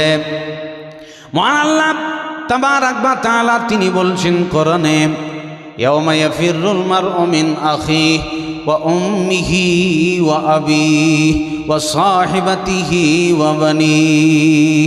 পৃথিবীর বুকে সবচেয়ে যারা কাছের সম্পর্ক, সবচেয়ে নিকটবর্তী আত্মীয় যারা, সবচেয়ে নিজের কাছের রক্তের সম্পর্ক যারা আমার আল্লাহ তাবারাক ওয়া তাআলা তাদের কাছে হাত দিয়ে ফেলেছে, সেই হাসরের মাঠে বাপ পালিয়ে যাবে, মা পালিয়ে যাবে, এমনি করে ছেলে পালিয়ে যাবে, ভাই পালিয়ে যাবে, নিজের বেটা পর্যন্ত পালিয়ে যাবে।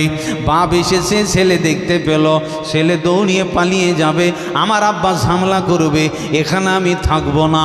যেমন দেখবেন বাঘ দেখলে যেমন ছাগল দৌড়িয়ে পালিয়ে যায়, হাসরের মাঠে বাপকে দেখলে ছেলে দৌড়িয়ে পালিয়ে যাবে। ছেলে ইমানদার আর বাপ ভালো লোক নয়, বাপ দৌড়িয়ে আসবে বেটার কাছে, সুযোগ হবে না, বেটা দৌড়িয়ে পালিয়ে যাবে, বাপকে নিয়ে ঝামেলা করা যাবে না। এমনি করে মায়ের কাছ থেকে পালিয়ে যাবে। নিজ কোন সন্তান যাকে বড় কষ্ট করে স্নেহ যত্ন করে লালন পালন করে যেই বেটাকে বড় করলাম, এই বেটাও পর্যন্ত পাশে থাকবে না, দৌড়িয়ে পালিয়ে যাবে, পালাপালি চলবে, কেউ কারোর দিকে তাকাবে না। প্রাণের বিবি যে আপনাকে রান্না করে দেয়, এমনি করে খাওয়ার প্রয়োজন হলে স্ত্রী আপনাকে রেডি করে দেয়, গরম পানি দাও করে দেয়, পাটা কিনকিন করছে ঠেসে দাও দেবে। এমনি করে স্বামীর যদি কোনো যন্ত্রণা হয়, বিবির কলিজায় গিয়ে আঘাত লাগে। এই জন্যে দেখবেন পৃথিবীর বুকে স্বামী যদি মরে যায়, স্ত্রী ইদ্যত পালন করবে 4 মাস 10 দিন। তার মানে হলো এটা অতিরিক্ত টেনশন স্ত্রীর। পৃথিবীর সবচেয়ে কাছের সম্পর্ক, বড় সম্পদ তার নাম স্বামী। যে বিবির স্বামী মরে গেছে, এর চাইতে বড় কষ্ট আর কিছু নাই। এই প্রাণের বিবি স্বামীকে যখন দেখবি আমার স্বামী আসতেছে, সঙ্গে সঙ্গে বিবি দৌড়িয়ে পালিয়ে যাবে, আমার স্বামী এসে ঝামেলা পাকাবে, ইমান ঠিক নাই, কাগজ ঠিক নাই, আমল ঠিক নাই। আমার বিবি সৎ সতী সাধবী ছিল, বিবির কাছে যেতে চাইবে, পার্শ্বে দাঁড়াবে না। এইভাবে হাসরের ময়দানে আপনার নিজের সম্পর্কের লোক পালাপালি করে ছড়বে। বুখারী শরীফের একটা হাদিস বলি, বাপ বেটার সমস্যা দেখেন। ইব্রাহিম আলাইহিস সালামের বাপ বেটার কাছে যাবে, দেখছে সেদিন তো পরিস্থিতি বড় কঠিন।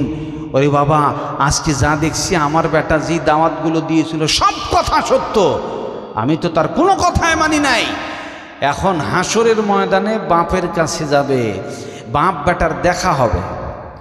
বাপ ইব্রাহিম আলাইহিস সালাম বেটাকে দেখতে পাবে, ইব্রাহিম আলাইহিস সালাম তিনি বাপকে দেখতে পাবেন। বাপের পরিস্থিতি ভালো নয়, মুখগুলো মসৃণ হয়ে আছে, কুৎসিত কালো, টেনশনে আছে আমার আব্বা। আজকে মনে করলেন আপনি একটা এসআইয়ের প্রমাণ দেখাবেন, হিয়ারিং করতে যাবেন, জন্মের সার্টিফিকেট নাই, আধার কার্ড নাই, ভোটার কার্ড নাই, পাসপোর্ট টাসপোর্ট আপনার কোনো কিছু নাই, তাহলে যে লোকটার একটা ডকুমেন্টস নাই, তাহলে এই গরম পরিস্থিতিতে এই লোকটার দিন কেমনে কাটতে পারে, তার টেনশনটা কত হতে পারে। এরকম হাসরের ময়দানে ইব্রাহিম আলাইহিস সালামের বাপের নাম জান্নাতি লিস্টে থাকবে না, জাহান্নামী লিস্টে থাকবে।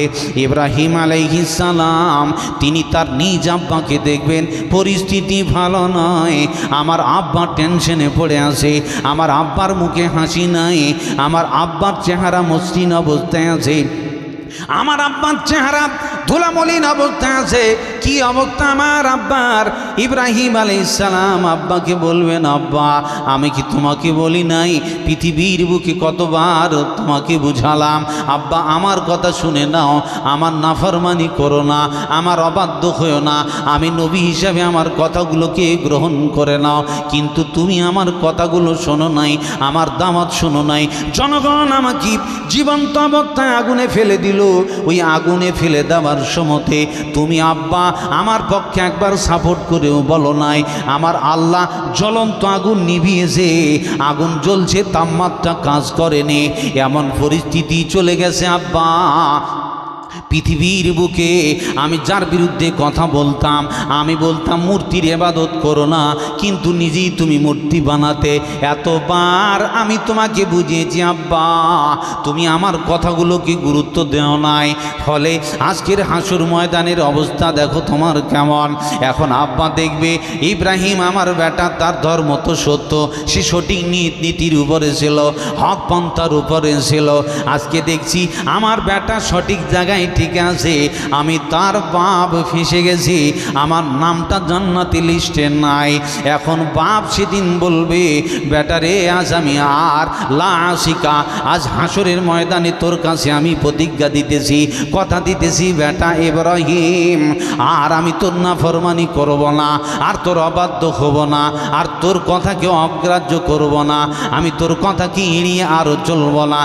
বেটা ইব্রাহিম, আজ হাসুরির কঠিন মাঠে যেখানে কেউ কাউর পার্শ্বে দাঁড়াবে না, কেউ কাউর দিকে তাকাচ্ছে না, কেউ কারো কোনো কাজে দেয় না, আমি কথা দিতেছি আর আমি তোর নাফরমানি করব না বেটা ইব্রাহিম, আমি তোর নীতির উপর ঈমান নিয়ে আসলাম। এমনি করে ইব্রাহিম আলাইহিস সালাম বাপের দরদ বুঝে আর ডান বা দেখবে না।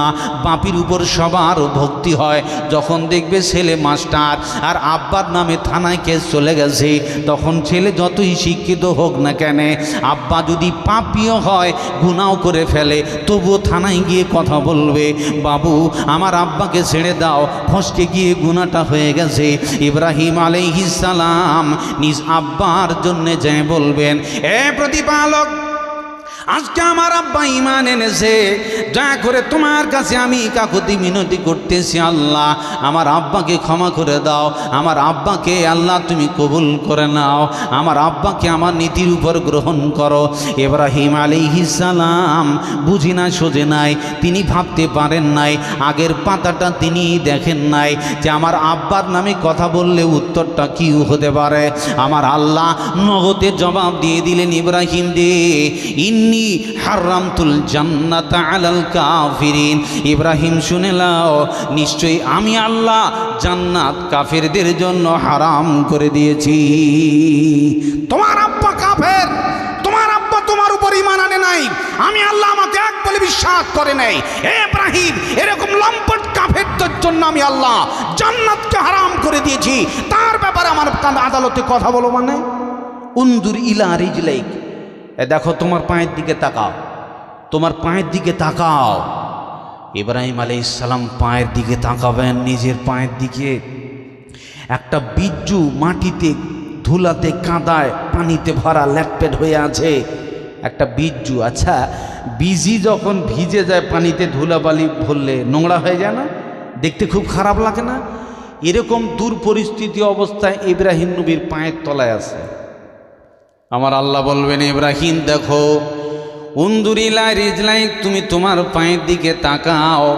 পায়ের দিকে তাকাবে, আমার আল্লাহ কি দেখতে বলে? দেখতেছে একটা বিজি ভিজে লটপট হয়ে আছে, দুরবস্থায়, ঘৃণিত অবস্থায়। এমনি করে তার পা ধরে জাহান্নামের আগুনে ফেলে দেওয়া হলো। ওই বিজিটাকে পা ধরে দুরবস্থায় অপমান করে জাহান্নামের আগুনে ফেলে দেওয়া হলো। আমার আল্লাহ জানিয়ে দিলেন, হাবিব ইব্রাহিম জেনে লাও, যাকে জাহান্নামের আগুনে এরকম অপমান করে বিজ্জুর আকৃতিতে জাহান্নামে ফেলে দেওয়া হলো, তুমি জানো ওটা অন্য কেউ নয়, তোমার বাপ আজার, এটা জাহান্নামে গেল।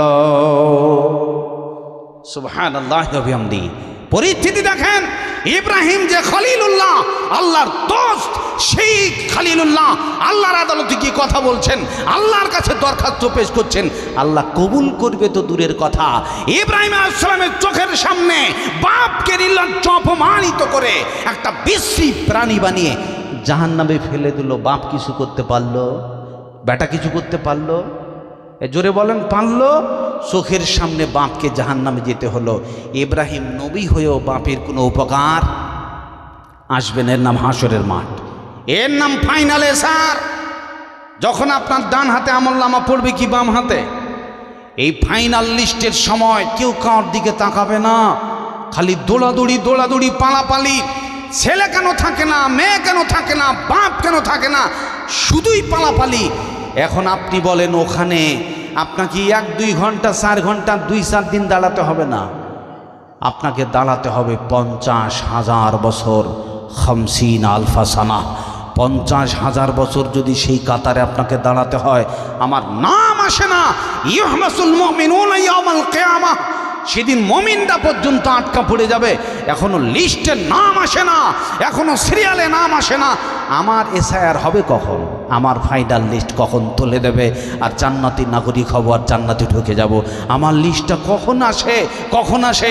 বিচার শুরু হয় না, বিচার শুরু হয় না, বিচার শুরু হয় না। সবাই আলোচনা করে দৌড়াবে। আপনি নয়, আপনি সাধারণ মানুষের কথা নয়। এই দৌড়াও, কার কাছে যাবি? চল, আদম আলাইহিস সালাম, তিনি আবুল বাশার, তার কাছে যাই আবেদন করি। আবুল বাশার, হে আদম আলাইহিস সালাম, আপনি আদি পিতা, আমাদের বাপ, দয়া করে আল্লাহর কাছে একটু আপিল করুন, আমাদের জন্য বিচার শুরু হোক। রোদের তাপ সহ্য করতে পারছি না, প্রচণ্ড লাইন, মানুষের ভিড় ভাড়কামে গোটা পৃথিবী ভরে গেছে, বড় কঠিন পরিস্থিতি, আমাদের জন্য একটু দয়া করে সুপারিশ করুন। আদম আলাইহিস সালাম বলবেন, আমি পারবো না, কারণ আমার জীবনে একটা পাপ আছে, আমি আল্লাহর একটা কথা মানতে পারিনি বলে আমার ওই টেনশন আছে। আজ আমি কথা বলতে পারবো না, তবে একটা রাস্তা বলে দিয়েছি, যাও, তোমরা যাও ইব্রাহিম আলাইহিস সালামের কাছে। ইব্রাহিম আলাইহিস সালামের কাছে সবাই দৌড়িয়ে আসবে। তারা বলবে, না, ইব্রাহিম আলাইহিস সালাম দয়া করে আমাদের জন্য সুপারিশ করে দিন। ইব্রাহিম আলাইহিস সালাম তিনি বলবেন, আমার জীবনে 3টা কৌশলী মিথ্যা কথা আছে, আমি পারবো না। এরপরে নূহ আলাইহিস সালামের কাছে যাবেন। তিনার কাছে যাওয়ার পর আপনি দয়া করে সুপারিশটা শুরু করে দিন, আমাদের যেন বিচার শুরু হয়ে যায়। আমার এসআইআর হচ্ছে না, আমাদের ফর্ম জমা হচ্ছে না, জান্নাতি লিস্টে এখনও পাচ্ছি না, সুপারিশটা যেন দয়া করে দিন। নূহ আলাইহিস সালাম তিনি বলবেন, আমার জীবনে একটা মিস্টেক আছে, আমি আমার সন্তানের জন্য, কাফের বেঈমান লম্পট সন্তানের জন্য আল্লাহর কাছে দোয়া করেছিলাম, আমার জীবনে এই ভুলের কারণে মাবুদের কাছে কি জবাব দেব, আমি তাই টেনশনে আছি, আমি পারবো না। যাও, মূসা আলাইহিস সালামের কাছে যাবে। মূসা আলাইহিস সালাম, দয়া করে আমাদের জন্য সুপারিশ করে দিন। মূসা আলাইহিস সালাম তিনিও বলবেন, আমি পারবো না, আমার জীবনেও একটা মিস্টেক আছে, একটা কিপ্তিকে এক থাপ্পড়ে মেরে ফেলেছিলাম, তাই ওই টেনশনে আছে। আজকে যদি আল্লাহ খালি আমাকে ধরে ফেলে, তো জবাবটা কি দেবো? বলে, আমি চাচা নিজের জান বাঁচা, নিজের টেনশনে আছি, আমি আজকে পারবো না, তবে রাস্তা বলে দিয়েছি, অমুক অফিসে গিয়ে কথা বলো। কোথায় যাবে? যাও ঈসা আলাইহিস সালামের অফিসে, ওনার সাথে যে যোগাযোগ করো, কিছু একটা হতে পারে। ঈসা আলাইহিস সালামের কাছে যাবেন। সময় দড়িয়ে যাওয়ার পর, হে ঈসা আলাইহিস সালাম, আমরা সমস্যায় আছি, এখনো আল্লাহর আদালত খুলছে না, এখনো অফিসার আসেনি, এখনো জান্নাত জাহান্নামের ব্যবস্থা হয় না, আমাদের জন্য একটু সুপারিশ করে দিন। ঈসা আলাইহিস সালাম বলবেন, আমি টেনশনে আছি, পৃথিবীতে আমার বাপ ছিল না, আমি বিনা বাপে জন্ম নিয়েছি, ফলে আমাকে যদি আল্লাহ জিজ্ঞাসা করে তোমার বাপের নাম কি, তো আমি কি জবাবটা দেবো? এই জন্য আমি টেনশনে আছি, দয়া করে আমি পারবো না, তবে একটা রাস্তা বলে দিছি, যাও মুহাম্মদ সাল্লাল্লাহু আলাইহি সাল্লামের কাছে যাও, উনি কিছু একটা করে দেবেন। বার আমার সবাই দৌড়িয়ে যাবে বিশ্বনেতা মুহাম্মদ সাল্লাল্লাহু আলাইহি সাল্লামের কাছে। যাওয়ার পর সবাইকে আবেদন করবে, হাবিব দয়া করে আমাদের জন্য সুপারিশ করে দিন, বিপদে পড়ে আসি, আমাদের জন্য এখনো জান্নাত জাহান্নামের ব্যবস্থা হয় না, এই হাসরের মাঠ বড় কঠিন দিবস, আমরা বড় রোদের তাপে সহ্য করতে পারতেছি না, দয়া করে আপনি সুপারিশ করে দিন। রাসূল সাল্লাল্লাহু আলাইহি সাল্লামের কাছে যখন এই আবেদন তুলবে, বিশ্বনেতা মুহাম্মদ সাল্লাল্লাহু আলাইহি সাল্লামের দরদ কত উম্মতের উপরে, এমনি করে মুহাম্মদ সাল্লাল্লাহু আলাইহি সাল্লাম আল্লাহর আদালতে গিয়ে সরাসরি গিয়ে আবেদন তুলবে, ইয়রনার মহামান্য আদালত, এই যে আমার অমুক অমুক উম্মতগুলোকে সসম্মানে জান্নাতে দিয়ে দেওয়া হোক। রাসূল সাল্লাল্লাহু আলাইহি সাল্লাম সরাসরি আল্লাহর কাছে গিয়ে সিজদায় পড়বেন। সিজদায় পড়ার পর আল্লাহ বললেন, ইরফা রাসাক, মাথা উঠাও না মুহাম্মদ, টেনশন দেখছি তোমার, কি ব্যাপার?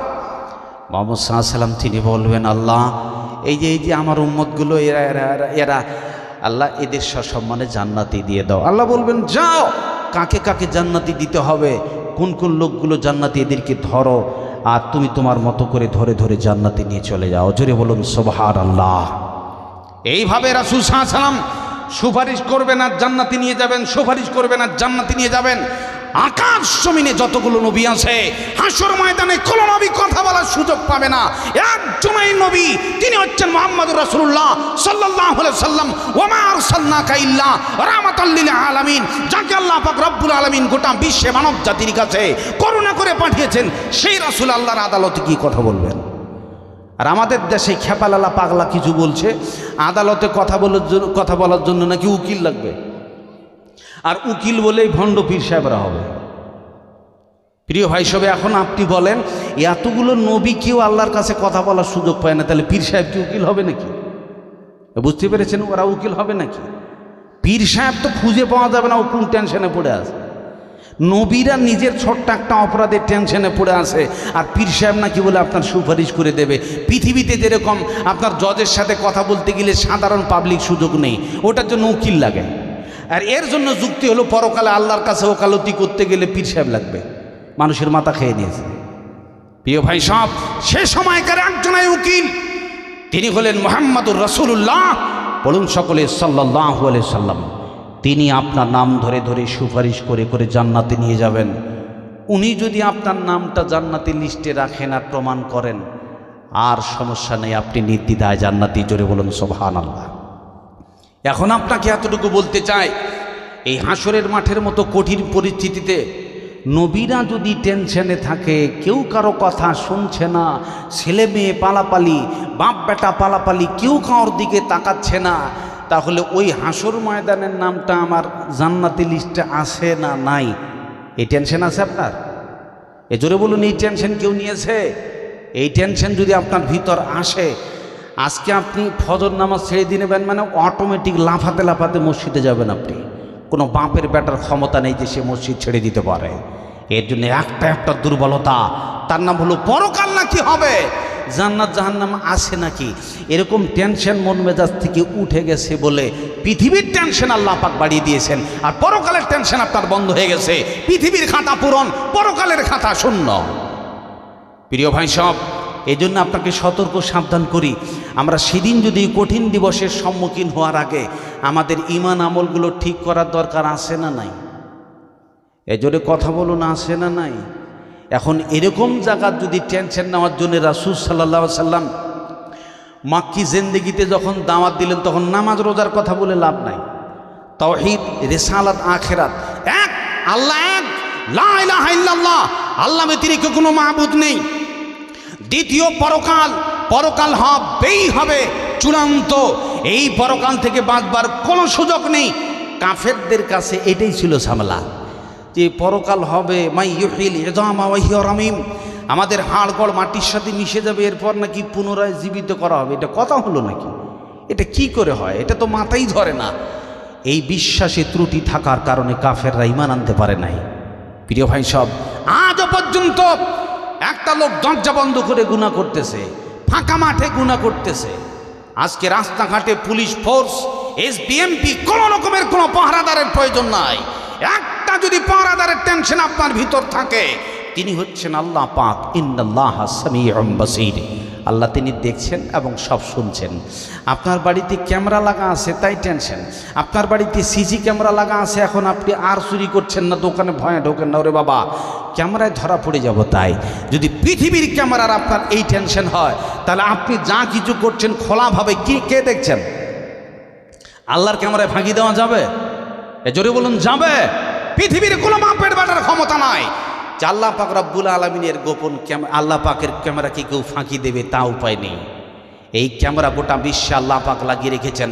কোনো একটা জায়গাতে আপনি যদি মনে করেন যে না, এখানে তো কেউ নেই, একাকী নিরিবিলি লোক, আমি তো ফাঁকায় একাই গুনাহ করতেছি, ওই জায়গাতে আল্লাহ পাক রব্বুল আলামিনের ক্যামেরায় বাঁধ পড়বে। এই পৃথিবীর ক্যামেরায় আপনার টেনশন হলো, আর আল্লাহ দেখছেন টেনশন হয় না, তার মানে ঈমান ঠিক আছে না গোলমাল আছে? গোলমাল ঈমান আছে না নাই? আর এই গোলমাল ঈমান নিয়ে যদি আপনি হাসর ময়দানে ওঠেন, তাহলে তো দাঁড়িয়ে থাকবেন কোথায়? খালি পালাপালি ছাড়া বুদ্ধি। কি করবো রে বাবা, কি হবে, কি ব্যাপার, আমার নামাজ নাই, আমার রোজা নাই, আমার তমুক নেই, আমার তমুক নাই, কি করে বাঁচবো, কি করে বাঁচবো, খালি টেনশন। আর এই টেনশনটা দুই একদিনও না, আজকে যদি আপনি সময় পান তো খুব বেশি করে 60 বছর বাঁচবেন। 60 বছর হলে 62 বছরে অটোমেটিক ব্যাটারি লো দেখাবে। 63 বছর, 64 বছর, 65 হলো। দেখছি করিম চাচা ভালোই ছিল, দেখছি 66 বছর বয়স হয়ে গেছে, পরাদিনে মসজিদে ওকে দেখতে পাই না। কারণ কি? ব্যাটারি লো দেখাচ্ছে। আপনি 60 বছর থেকে 70-74 বছরের ভিতরে অটোমেটিক আপনি নর্মাল হয়ে ভেঙে পড়বেন, লোকটা আর চলতে পারে না। এতটুকু পুঁজির ভিতরে যদি আপনার জীবনকে আপনি এতটা প্রাধান্য দেন, আজকে দেখেন একটা যুবক ছেলে পড়াশোনা শুরু করলো, একদম বাল্য থেকে পড়তে পড়তে এই পাস, ডক্টরেট পাস, দুনিয়া পাস করতে করতে 30 বছর। আচ্ছা 30 বছর যদি এই সেই করতে করতে চলে যায়, তাহলে আমি 60 বছরের ফাইনাল হিসাব ধরলে আপনার হাতে আর সময় ক বছর? বুঝতে পারেন নাই কত বছর? আর হাতে আছে 30 বছর। আচ্ছা এই 30 বছর কি খুব লম্বা না তাড়াতাড়ি যাবে? হঠাৎ দেখবেন 2000 কত সালে এখন 26 পড়ে গেল, এই দুদিন হয়নি 26 পড়ে গেল, আগামী বছর দেখবেন টুক করে আবার 27 সাল পড়ে গেছে। এইভাবে করতে করতে আপনার 30, 31, 32, 35, 40, 50 হয়ে গেল, আর পৃথিবীর কোনো কিছু ভালো লাগছে না। যুবক ছেলেরা তোমাকে এসে ডাকছে, এই চলো খেলতে যাব। না, আমার খেলার এনার্জি শেষ, এখন 50 ইয়ার্স, আমার বয়স যখন 50 বছর চলছে গো, আর খেলার এনার্জি নেই, চলো এই গরু জব করেছি 2 কেজি মাংস খেয়ে নাও। না রে, আর খেতে পারবো না, দাঁত যে নেই, আর খাবার রুচি আমার নেই। চলো সুন্দর একটা বউ দেখেছে, নতুন বিবাহ দেবো। না না, আর ওগুলো চলবে না, শরীরে এনার্জি নেই, আর চলতে পারি না। বয়স শেষ, আপনার চিন্তা চেতনা শেষ। তাহলে আপনার মাঝখানে মস্তানি করার বেশি, খুব বেশি করে 20 বছর। আর এই 20 বছরে আপনার জীবনে এত কিছু টেনশন, এত কিছু ভাবনা চিন্তা, এত কিছু করতে হবে, আমার ছেলে অমুক করতে হবে, মেয়ে অমুক করতে হবে, সবকেই করতে হবে, সেই করতে হবে, সবাইকে বাড়ি বানিয়ে দিতে হবে। যদি এই 20 বছরের টেনশন এই হয়, তাহলে হাজার হাজার বছর বিচারের মাঠে, জান্নাত জাহান্নাম তো দূরের কথা, বিচারটা হতেই সময় লাগবে 50,000 বছর। তাহলে পরকালের একদিন হিসাবে এই পৃথিবীতে যদি আপনি 60 বছর সময় পান, আপনি পৃথিবীতে সময় পেয়েছেন 2 থেকে 3 মিনিট। এতটুকু সময় নিয়ে এসআইয়ের দৌড়াদৌড়ি করছেন, ঘুমটা আপনার হারিয়ে যাবে। মসজিদে আজান হয়েছে, দৌড়াদৌড়ি করছে, কী ব্যাপারে? অ্যাকাউন্ট বন্ধ হয়ে গেছে। আজান হয়ে গেছে, নামাজ পড়ে দোয়া করে যায়, যদি আল্লাহকে বলতো আল্লাহ আমার অ্যাকাউন্ট ঠিক করে দাও, আধার কার্ড ঠিক করে দাও, তো আল্লাহ কথা শুনছেন। তাহলে এখন আপনি মসজিদে আল্লাহকে না বললে দৌড়াবেন অফিসে, ওখানে অফিস যায় বলে দেখছেন আপনি অফিস বন্ধ। আপনাকে অভিযোগ আগে আল্লাহর কাছে পেশ করতে হবে। আমার আল্লাহ তাবারাক ওয়া তাআলা তিনি বলছেন, উদউনি আস্তাজিব লাকুম, তোরা আমাকে ডাক, আমি আল্লাহ তোদের ডাকে সাড়া দেব। যে কোনো সমস্যা হবে আমি আল্লাহ আমাকে বলে দে তোমার কি সমস্যা হবে। পৃথিবীর কোনো মানুষ সমস্যার সমাধান করে দেওয়ার ক্ষমতা নাই। আজকে ডাক্তারের কাছে গেলে রং চিকিৎসা হলো, রোগীটা মারা গেল, 2 লাখ টাকা গেল, জমি বিক্রি করলাম, এত কিছু সমস্যা যাওয়ার পরেও আমি আমার ছেলেটাকে ভালো করতে পারলাম না, রং চিকিৎসায় মারা গেল। পৃথিবীর বুকে যত বড় বড় ডাক্তার হোক না কেন, আপনার পৃথিবীর বুকে কোনো সমাধানের উপায় নাই। কিন্তু আমার আল্লাহ তাবারাক ওয়া তাআলা তার ছোট্ট একটা রহমতের ডোজ আপনার হৃদয়ের ভিতর দিলে পরে অটোমেটিক আপনি চিরন্তন, চিরজীবনের জন্য সুস্থ হয়ে যাবেন। কোনো ডাক্তারি রং চিকিৎসা লাগবে না, কোনো রকমের ছবি করা লাগবে না, লক্ষ লক্ষ টাকা খরচা করা লাগবে না। আমার আল্লাহ দিনে মারার মালিক, তার কাছ থেকে বান্দা নিতে জানল না। ওই যে দেখবেন আপনার দরজায় ফকির চাইতে এসছে, তো একটা ফকির চাইতে এসছে, তখন আপনি কি করছেন? ভাই বাড়িওয়ালা কই গো, তাড়াতাড়ি তাড়াতাড়ি করে দেন তো, একটু টাকা দান নিয়ে আসেন, তাড়াতাড়ি 200, 500 নিয়ে আসেন দান। আচ্ছা ফকির যদি ভিক চাইতে আসে আর আপনি যদি খালি তাড়াহুড়া করেন, বাড়িওয়ালা রাখবে না? রাখবে না? কোন ধরনের বেঢঙ্গা ফকির এটা রে? ভিক চাইতে এসে বেটার টেনশন কত। ও যদি খালি এরকম বলে তাড়াতাড়ি নিয়ে আসেন না গো, ব্যস্ত আছে, আমাকে অমুক জায়গায় যেতে হবে, তমুক জায়গায় যেতে হবে, এত মস্তানি করলে আপনাকে কি বাড়িওয়ালা ভিক দিবে? এ জোরে কথা বলুন, দিবে? তার মানে দেখবেন রাস্তাঘাটে আমরা যখন চলি দেখতে পাই একজন লোক গাড়িতে উঠে হাত ভাঙ্গা আছে, ভিক চাইতেছে, আর ওই কাঁটা হাতটাকে বের করে রেখে দিয়েছে যে জায়গাটা তার কাঁটা আছে। তার মানে কাঁটাটা দেখিয়ে সে বলতে চাইছে আমি পঙ্গু, কামাই করতে পারি না। আর আপনি গাড়ির ভিতর তার দুরবস্থা দেখে টুক করে 10 টাকা বের করে দিলেন। এমনি করে দেখবেন আর একটা লোক এমন অবস্থায় আছে, রাস্তায় পড়ে আছে, দেখছি উবুড় হয়ে চলতে পারে না, আর তার পাগুলো ফুলে আছে, প্রায় 50 কেজির মতো বিশাল বড় একটা টিউমার হয়ে আছে, উবুড় হয়ে রোদে পড়ে আছে। আর মানুষকে দেখিয়ে দেখিয়ে বলতে চাইছে দেখো আমি চলতে পারি না, আমার অবস্থাটা দেখ, আর টাকা দিয়ে চলে যা। এমনি করে পৃথিবীর মানুষ যেটা সমস্যা হবে ওটাকে দেখাবে আর টাকা পাবে। এখন আপনার বাড়িতে ভিক্ষুক ভিক্ষা চাইতে এসে, আমি গরিব মানুষ, আমার মেয়ে অসুস্থ, আমার আব্বা অসুস্থ, আমার মায়ের কিডনি ডাউন হয়ে গেছে, আমি কিচ্ছু করতে পারি না, মেয়ের বিয়ে, আমার কিচ্ছু নেই, দয়া করে আমাকে একটু ভিক্ষা দাও, আমাকে একটু সাহায্য দাও, এরকম যদি আপনি খুলে খাইলে বলেন, তাহলে বাড়িওয়ালা দিবে না? না দিবে না? সাহায্য দিবে না? সসম্মানে দিবে, 10 হোক 20 হোক, চাল ডাল যা হোক সসম্মানে দিয়ে দেবে। কিন্তু যদি মস্তানি করে, তাড়াহুড়ো করে মস্তানি করেন, তাড়াহুড়া, টাকা দেন, কি ব্যাপার, এত দেরি হচ্ছে কেন, কি শুরু করেছেন আপনি? বাড়িওয়ালা রাগ করবে না? করবে না? অবশ্যই করবে। ভাইরা আমার, ঠিক তেমনি করে দেখবেন আজকে এ সায়ের মতো কঠিন পরিস্থিতি চলতেছে মুসলমান, আর এর জন্য দেখতেছি রাম হলে পরে সমস্যা কম, রহিম হলে সমস্যা বেশি। মুসলমান, আজকে তোমার জীবন এমন লাত খাওয়ার পরিস্থিতি হয়ে গেছে কেন? আজকে গোটা পৃথিবী তোমাকে হ্যায় প্রতিপন্ন করছে কেন? তোমাকে ছোট নজরে তাকাচ্ছে কেন? এর কারণটা কি? তোমাকে কেন কেউ মূল্য দিচ্ছে না? দেখবেন ফুটবল খেলা, ফিল্ডে খেলা চলতেছে, আর এদিকে 10 জন 11 জন প্লেয়ার, আর এই দিকে আছে 11 জন প্লেয়ার, 2 দলের প্লেয়ার ধামাকা খেলতেছে, আর ধামাকা খেলতে হঠাৎ গোলপোস্ট থেকে বলটা ছিটকে বাইরে চলে গেল। এমন সময় গোলপোস্ট বাইরে যখন চলে গেছে, পার্শ্বে বসে আছে একজন কালাবোবা পাগলা। ওই পাগলা যখন বলটাকে পেয়ে নিয়েছে, বলটাকে পাওয়ার পর খপ করে ধরে ফেলেছে। বন্ধু বল, কারণটা কি? সবাই তোকে লাদ মারছে কেন? 11টা প্লেয়ার, ওদিক থেকে 11টা প্লেয়ার, 11 দুগুণ 22টা প্লেয়ার তোকে লাদ মারতেছে। তোমার অন্যায়টা কি বল? এখন বল, জবান খুলে বলতেছে, বন্ধু আমি চুরি করি নাই, জেনা করি নাই, পাপ করি নাই, অন্যায় করি নাই, মানুষ মার্ডার করিনি, তাহলে তোকে মারছে কেন? তোর অপরাধটা কি? এখন বল, জবান খুলে বলতেছে, সবাই আমাকে লাদ মারতেছে, এর কারণ হলো আমার ভিতরখানা ফাঁকা। ভিতর ফাঁকা বলে সবাই ঠাঁই ঠাঁই করে আমাকে লাত মারছে। বাইরে আমার, এই বলটা ফাঁপা না থেকে যদি গোটা ভিতরটা লোহা দিয়ে গিঞ্জানো থাকতো, তাহলে কেউ লাত মারতো নাকি? লাত মারতো না, বাপ বলে ছিটকে পালিয়ে যেত। মুসলমান, আজকে তোমাকে পৃথিবীর মানুষ লাথাইছে কেন?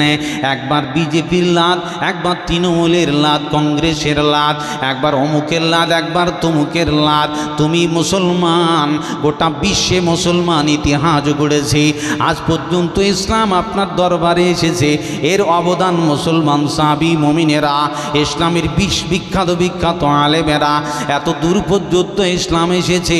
তবে সবাই আপনাকে কুনজরে তাকাইছে কেন? আপনাকে সবাই ফুটবল বানিয়েছে কেন? মুসলমান, এর মূলত কারণ কি? মুসলমান নামাজ রোজা হজ যাকাত ছেড়েছে দূরের কথা, এগুলো তো শুধু নয়, গোটা বিশ্বে মুসলমানকে ফুটবল কার বানার 1 নম্বর কারণ হলো মুসলমান। তোমার টাকা পয়সা, ধন মাল, সয় সম্পত্তি সব কিছু আছে, কিন্তু তোমার বিবেকখানা ঈমান থেকে ফাঁকা। এই জন্য লাত খাওয়ার সুযোগটা আপনার হয়েছে, লাত দিবার সুযোগ হয়েছে। পৃথিবীতে আপনি ফুটবল হয়েছেন, আপনার ভিতর যদি ঈমান দিয়ে গাজানো থাকতো আমারের মতো, আবু বকরের মতো, তাহলে বাতিল শয়তান যদি মুসলমানের বিরুদ্ধে কথা বলতে থাকতো, লোহার বলের মতো গিজা থাকতো, লাত মারতে আসলে পরে বাপ বলে ছিটকে পালিয়ে যেত। জোরে বলুন সুবহানাল্লাহ। প্রিয় ভাই সব, বলছিলাম আপনার দরজায় ফকির এসে, এখন আপনি বলেন ফকিরকে দান দিয়ে দিলেন তার কাকুতি মিনতি দেখে। এখন আপনি বলেন মসজিদে ঢুকেছেন, আপনার জীবনে যা কিছু সমস্যা ঢোকার পর আল্লাহু আকবার, আলহামদুলিল্লাহ মালিকুদ্দিন মুস্তাকিম সুপার ফাস্ট শুরু করে দিলেন। আচ্ছা, একদমে গোটা সুরে ফাতে ঠেকাই দিল, এত তাড়াহুড়া করে নেওয়া হচ্ছে আল্লাহু আকবার, এই আর সেই টুকুস টাকুস ছাড়া নাই। আচ্ছা, মসজিদে গেছেন আপনি কার কাছে? এ কথা বলুন, কার কাছে? আপনি আল্লাহর কাছে গেছেন, আল্লাহর সাথে যোগাযোগ করতে গেছেন, আল্লাহর কাছ থেকে কিছু চাইতে গেছেন। তো আল্লাহর কাছে ভিক চাইতে গেছেন, আল্লাহুম্মা আনতাল গানি ওয়া নাহনুল ফুকারা, আল্লাহ তুমি ধনী আমরা ফকির। তো ফকিরের বাচ্চা হয়ে এখন মসজিদে গেলে আল্লাহর মতো ধনীর কাছে চাইতে এত তাড়াহুড়াটা কিসের? বুঝতে পেরেছেন না পারেন? আপনি যদি তাড়াহুড়া করেন তাহলে আল্লাহ কি আপনাকে দিবে? এ জোরে বলুন, দিবে। ধীর গতিতে ইহদিনাস সিরাতাল মুস্তাকিম, হে আল্লাহ তুমি আমাকে সঠিক পথ দেখাও। এইভাবে করে তোমার সূরা ফাতিহা তেলাওয়াত শুরু হলো, আল্লাহর কাছে দরখাস্ত শুরু হলো। শুরু থেকে রুকু পর্যন্ত, সিজদা পর্যন্ত আল্লাহর কাছে কাকুত মিনতি চলতে আসে। আল্লাহকে বলাও শুরু হবে। আমার আল্লাহ আপনার জীবনের আবেদনগুলোকে টক টক করে মঞ্জুর করে নিয়ে বান্দা কি চাইবে তোমার নামটা ফাইনাল লিস্টে আমি আল্লাহ তুলে দেব। জোরে বলুন সুবহানাল্লাহ। এই জন্যে মসজিদ কার? জোরে বলুন কার? আল্লাহ রাসূল বলেছেন, মান বানা লিল্লাহি মসজিদান বানাল্লাহু লাহু বাইতান ফিল জান্নাহ। যারা আল্লাহর ঘর নির্মাণ করবে আল্লাহ তাকে জান্নাতি ঘর দান করবে। জেনে রাখবেন ভালো করে, কালিয়া চকের ঘর নয় এটা, আপনার বাবুর বোনার ঘর নয়, দৌলত তোলার সাধারণ বাড়ি নয়।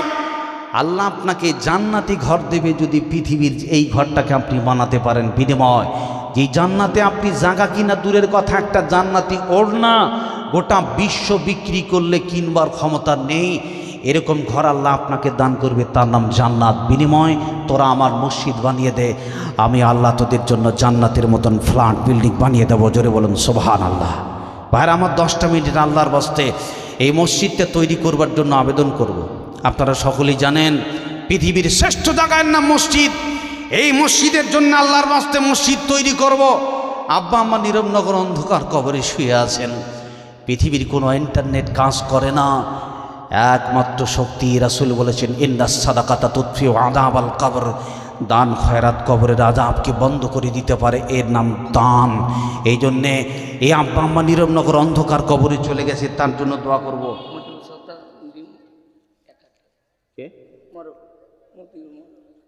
মতিউর সর্দার সাহেব আমার বাবজি, উনি দিয়েছেন 1000 টাকা। প্রায় 10 জন আসুন আল্লাহর বাস্তে। আর কেউ বলেন, একজন 500 টাকা আর একজন 1000 টাকা। 10 জন আল্লাহর বাস্তে বলেন, 1000 করে বলেন।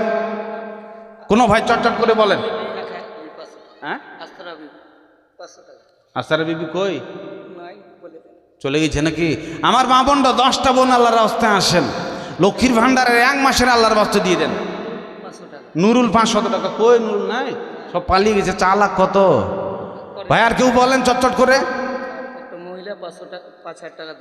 মাশাআল্লাহ মাশাআল্লাহ। আর একটা বোন আমার 5000 টাকা দান করেছে। আমি প্রাণ খুলে দোয়া করে দেবো। আমি মুসাফির, আপনার সাথে আমার শত্রুতা নেই, বুক ভরা ভালোবাসা। আলেমের কাছে দোয়া করে নিয়ে যাবেন। আপনার জীবনের কি আবেদন কি আছে মনে, খালি বলে দিন। আমি শুধু আল্লাহর কাছ থেকে দরখাস্তটা ঠুকে দেবো, আল্লাহ তার জীবনের মনস্কামনাগুলো পূরণ করে দাও। আসুন ভাইরা আমার, চটচট 1000 বলেন, 2000 বলেন, 5000 বলেন। এই মসজিদ এগুলো শুধুমাত্র পৃথিবীর শ্রেষ্ঠ টাওয়ার, যেখান থেকে আল্লাহর সাথে যোগাযোগ করলে পরে কোনোদিন টাওয়ারের ডিস্টার্ব হয় না। মাশাআল্লাহ মাশাআল্লাহ। এমনি করে অনেক ভাই আমার 1000 টাকা দাতা, ভাইরা আমার চটচট করে আল্লাহর বাস্তে আছেন, আমি দোয়া করে দেবো। 1000 বলেন, 2000 বলেন, 5000 বলেন, এই মসজিদের মতো শ্রেষ্ঠ টাওয়ার তৈরি করবার জন্য। আমজাদ কাকু 1000 টাকার দাতা। মাশাআল্লাহ, সাল্লি আলাইহি, আল্লাহুম্মা বারিক আলাইহি, আল্লাহুম্মা সাল্লি আলাইহিম, আল্লাহুম্মা বারিক আলাইহিম, আল্লাহুম্মা সাল্লি আলাইহিন্না, আল্লাহুম্মা বারিক আলাইহিন্না। রব্বুল আলামিন কয়েকজন বান্দা বান্দি তোমার, কেউ 1000 টাকা, কেউ 500 করে। মা 5000 টাকা দান করে। কে? ইখতিয়ারের মা 5000 টাকা দান। ইখতিয়ারের মা, মাশাআল্লাহ মাশাআল্লাহ। ইখতিয়ারের মা, আমার মা 5000 টাকা মসজিদের প্রেমে দান করেছে। আল্লাহুম্মা সাল্লি আলাইহা, আল্লাহুম্মা বারিক আলাইহা। আল্লাহ 5000 টাকার বদৌলতে লক্ষ লক্ষ টাকা ইনকামের পথ বন্ধ খুলে দাও। আল্লাহ বাড়ির অশান্তি বালা মুসিবত দূর করে দাও। আল্লাহ ছেলে মেয়েদেরকে নেক বানাও। এমনি করে আল্লাহ বাড়ির অশান্তি দূর করে দাও। ব্যবসা বাণিজ্যে উন্নতি দান করো। এমনি করি কটা কটা মাশাআল্লাহ। যে দেখেন 8টা তাবিজ, সোনার বোধা না কিসের যাই হোক, ভিতরে কি আছে কাগজের ভিতর আল্লাহর বাস্তে, সোনা হোক আর রূপা হোক। মাশাআল্লাহ, আমার একটা বোন 8টা তাবিজ আছে এর ভিতরে, উনি মসজিদের জন্য দান করেছেন। আল্লাহুম্মা সাল্লি আলাইহা, আল্লাহুম্মা বারিক আলাইহা, জাযাকুমুল্লাহু খায়রান জাযা। আল্লাহুম্মা সাল্লি আলাইহিম, আল্লাহুম্মা বারিক আলাইহিম, আল্লাহুম্মা সাল্লি আলাইহিন্না, আল্লাহুম্মা বারিক আলাইহিন্না। রব্বুল আলামিন ইরফান ভাই আমার 1000 টাকা দান করেছে। আল্লাহ আল্লাহুম্মা সাল্লি আলাইহি আল্লাহুম্মা বারিক আলাইহি জাযাকাল্লাহ হাকাল্লাহ বারাকাল্লাহ। মাশাআল্লাহ মাশাআল্লাহ। আমার বাপজি দেখেন মসজিদের দরদ, মসজিদের একটা পিলার উনি দিয়েছেন। এখন কত টাকা লাগবে না লাগবে? হ্যাঁ, একটা পিলার কত লাগবে? মোটামুটি 20-25 লাগবে। আচ্ছা আচ্ছা। এই শোনেন বাবজি, আর স্ত্রী বেঁচে আছে তো নাকি? আছে আছে, মাশাআল্লাহ মাশাআল্লাহ। আচ্ছা, বউয়ের নামে 5000 টাকা করে দিয়েন, স্ত্রীর নামে 5000 টাকা করে দিয়েন। আল্লাহর রাস্তায় আমি দোয়া করে দেবো, আল্লাহ সুস্থ সবলে রাখুক। এটার সাথে অনেকজনা দেখি মসজিদে দান করে, যত জায়গায় বউয়ের নাম কেউ নেয় না। গরম পানিতে বউ ছাড়া কেউ করে দিবে না। বউয়ের যা বেতন শোনাবো আমি, কতগুলো বেতন লাগছে, খালি বেশি লয়, 2-5 হাজার টাকা করে চাইছি, বেশি লয় কিন্তু আল্লাহর রাস্তা।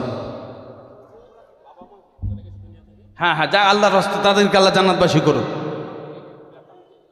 ওই প্লেটটা যত লাগবে, আমি স্ত্রীর জন্য একটা আবেদন করছি, স্ত্রীর ব্যাপার 5 খালি দেন আল্লাহর রাস্তা, আল্লাহ বরকত দেবে ইনশাআল্লাহ। আল্লাহ বরকত দিবে বাবজি, আমি দোয়া করে দেবো ইনশাআল্লাহ, বেশি না বাড়তি। জোরে বলে না রে তাকবীর। দেখুন ভালো করে ভাই, আজকে যদি আপনার বাড়িতে যদি একটা খাদেম, একটা মেয়ে কাজ করে সেবিকা হিসাবে, আপনি কি করবেন? খালি রান্না বান্না করে দিবে, আর একজন 1000 টাকা দাতা, আল্লাহুম্মা সাল্লি আলাইহি আল্লাহুম্মা বারিক আলাইহি আল্লাহুম্মা সাল্লি আলাইহি আল্লাহুম্মা বারিক। আরেকজন যুবক ভাই আমার 1000 টাকা দাতা, আল্লাহুম্মা সাল্লি আলাইহি আল্লাহুম্মা বারিক আলাইহি।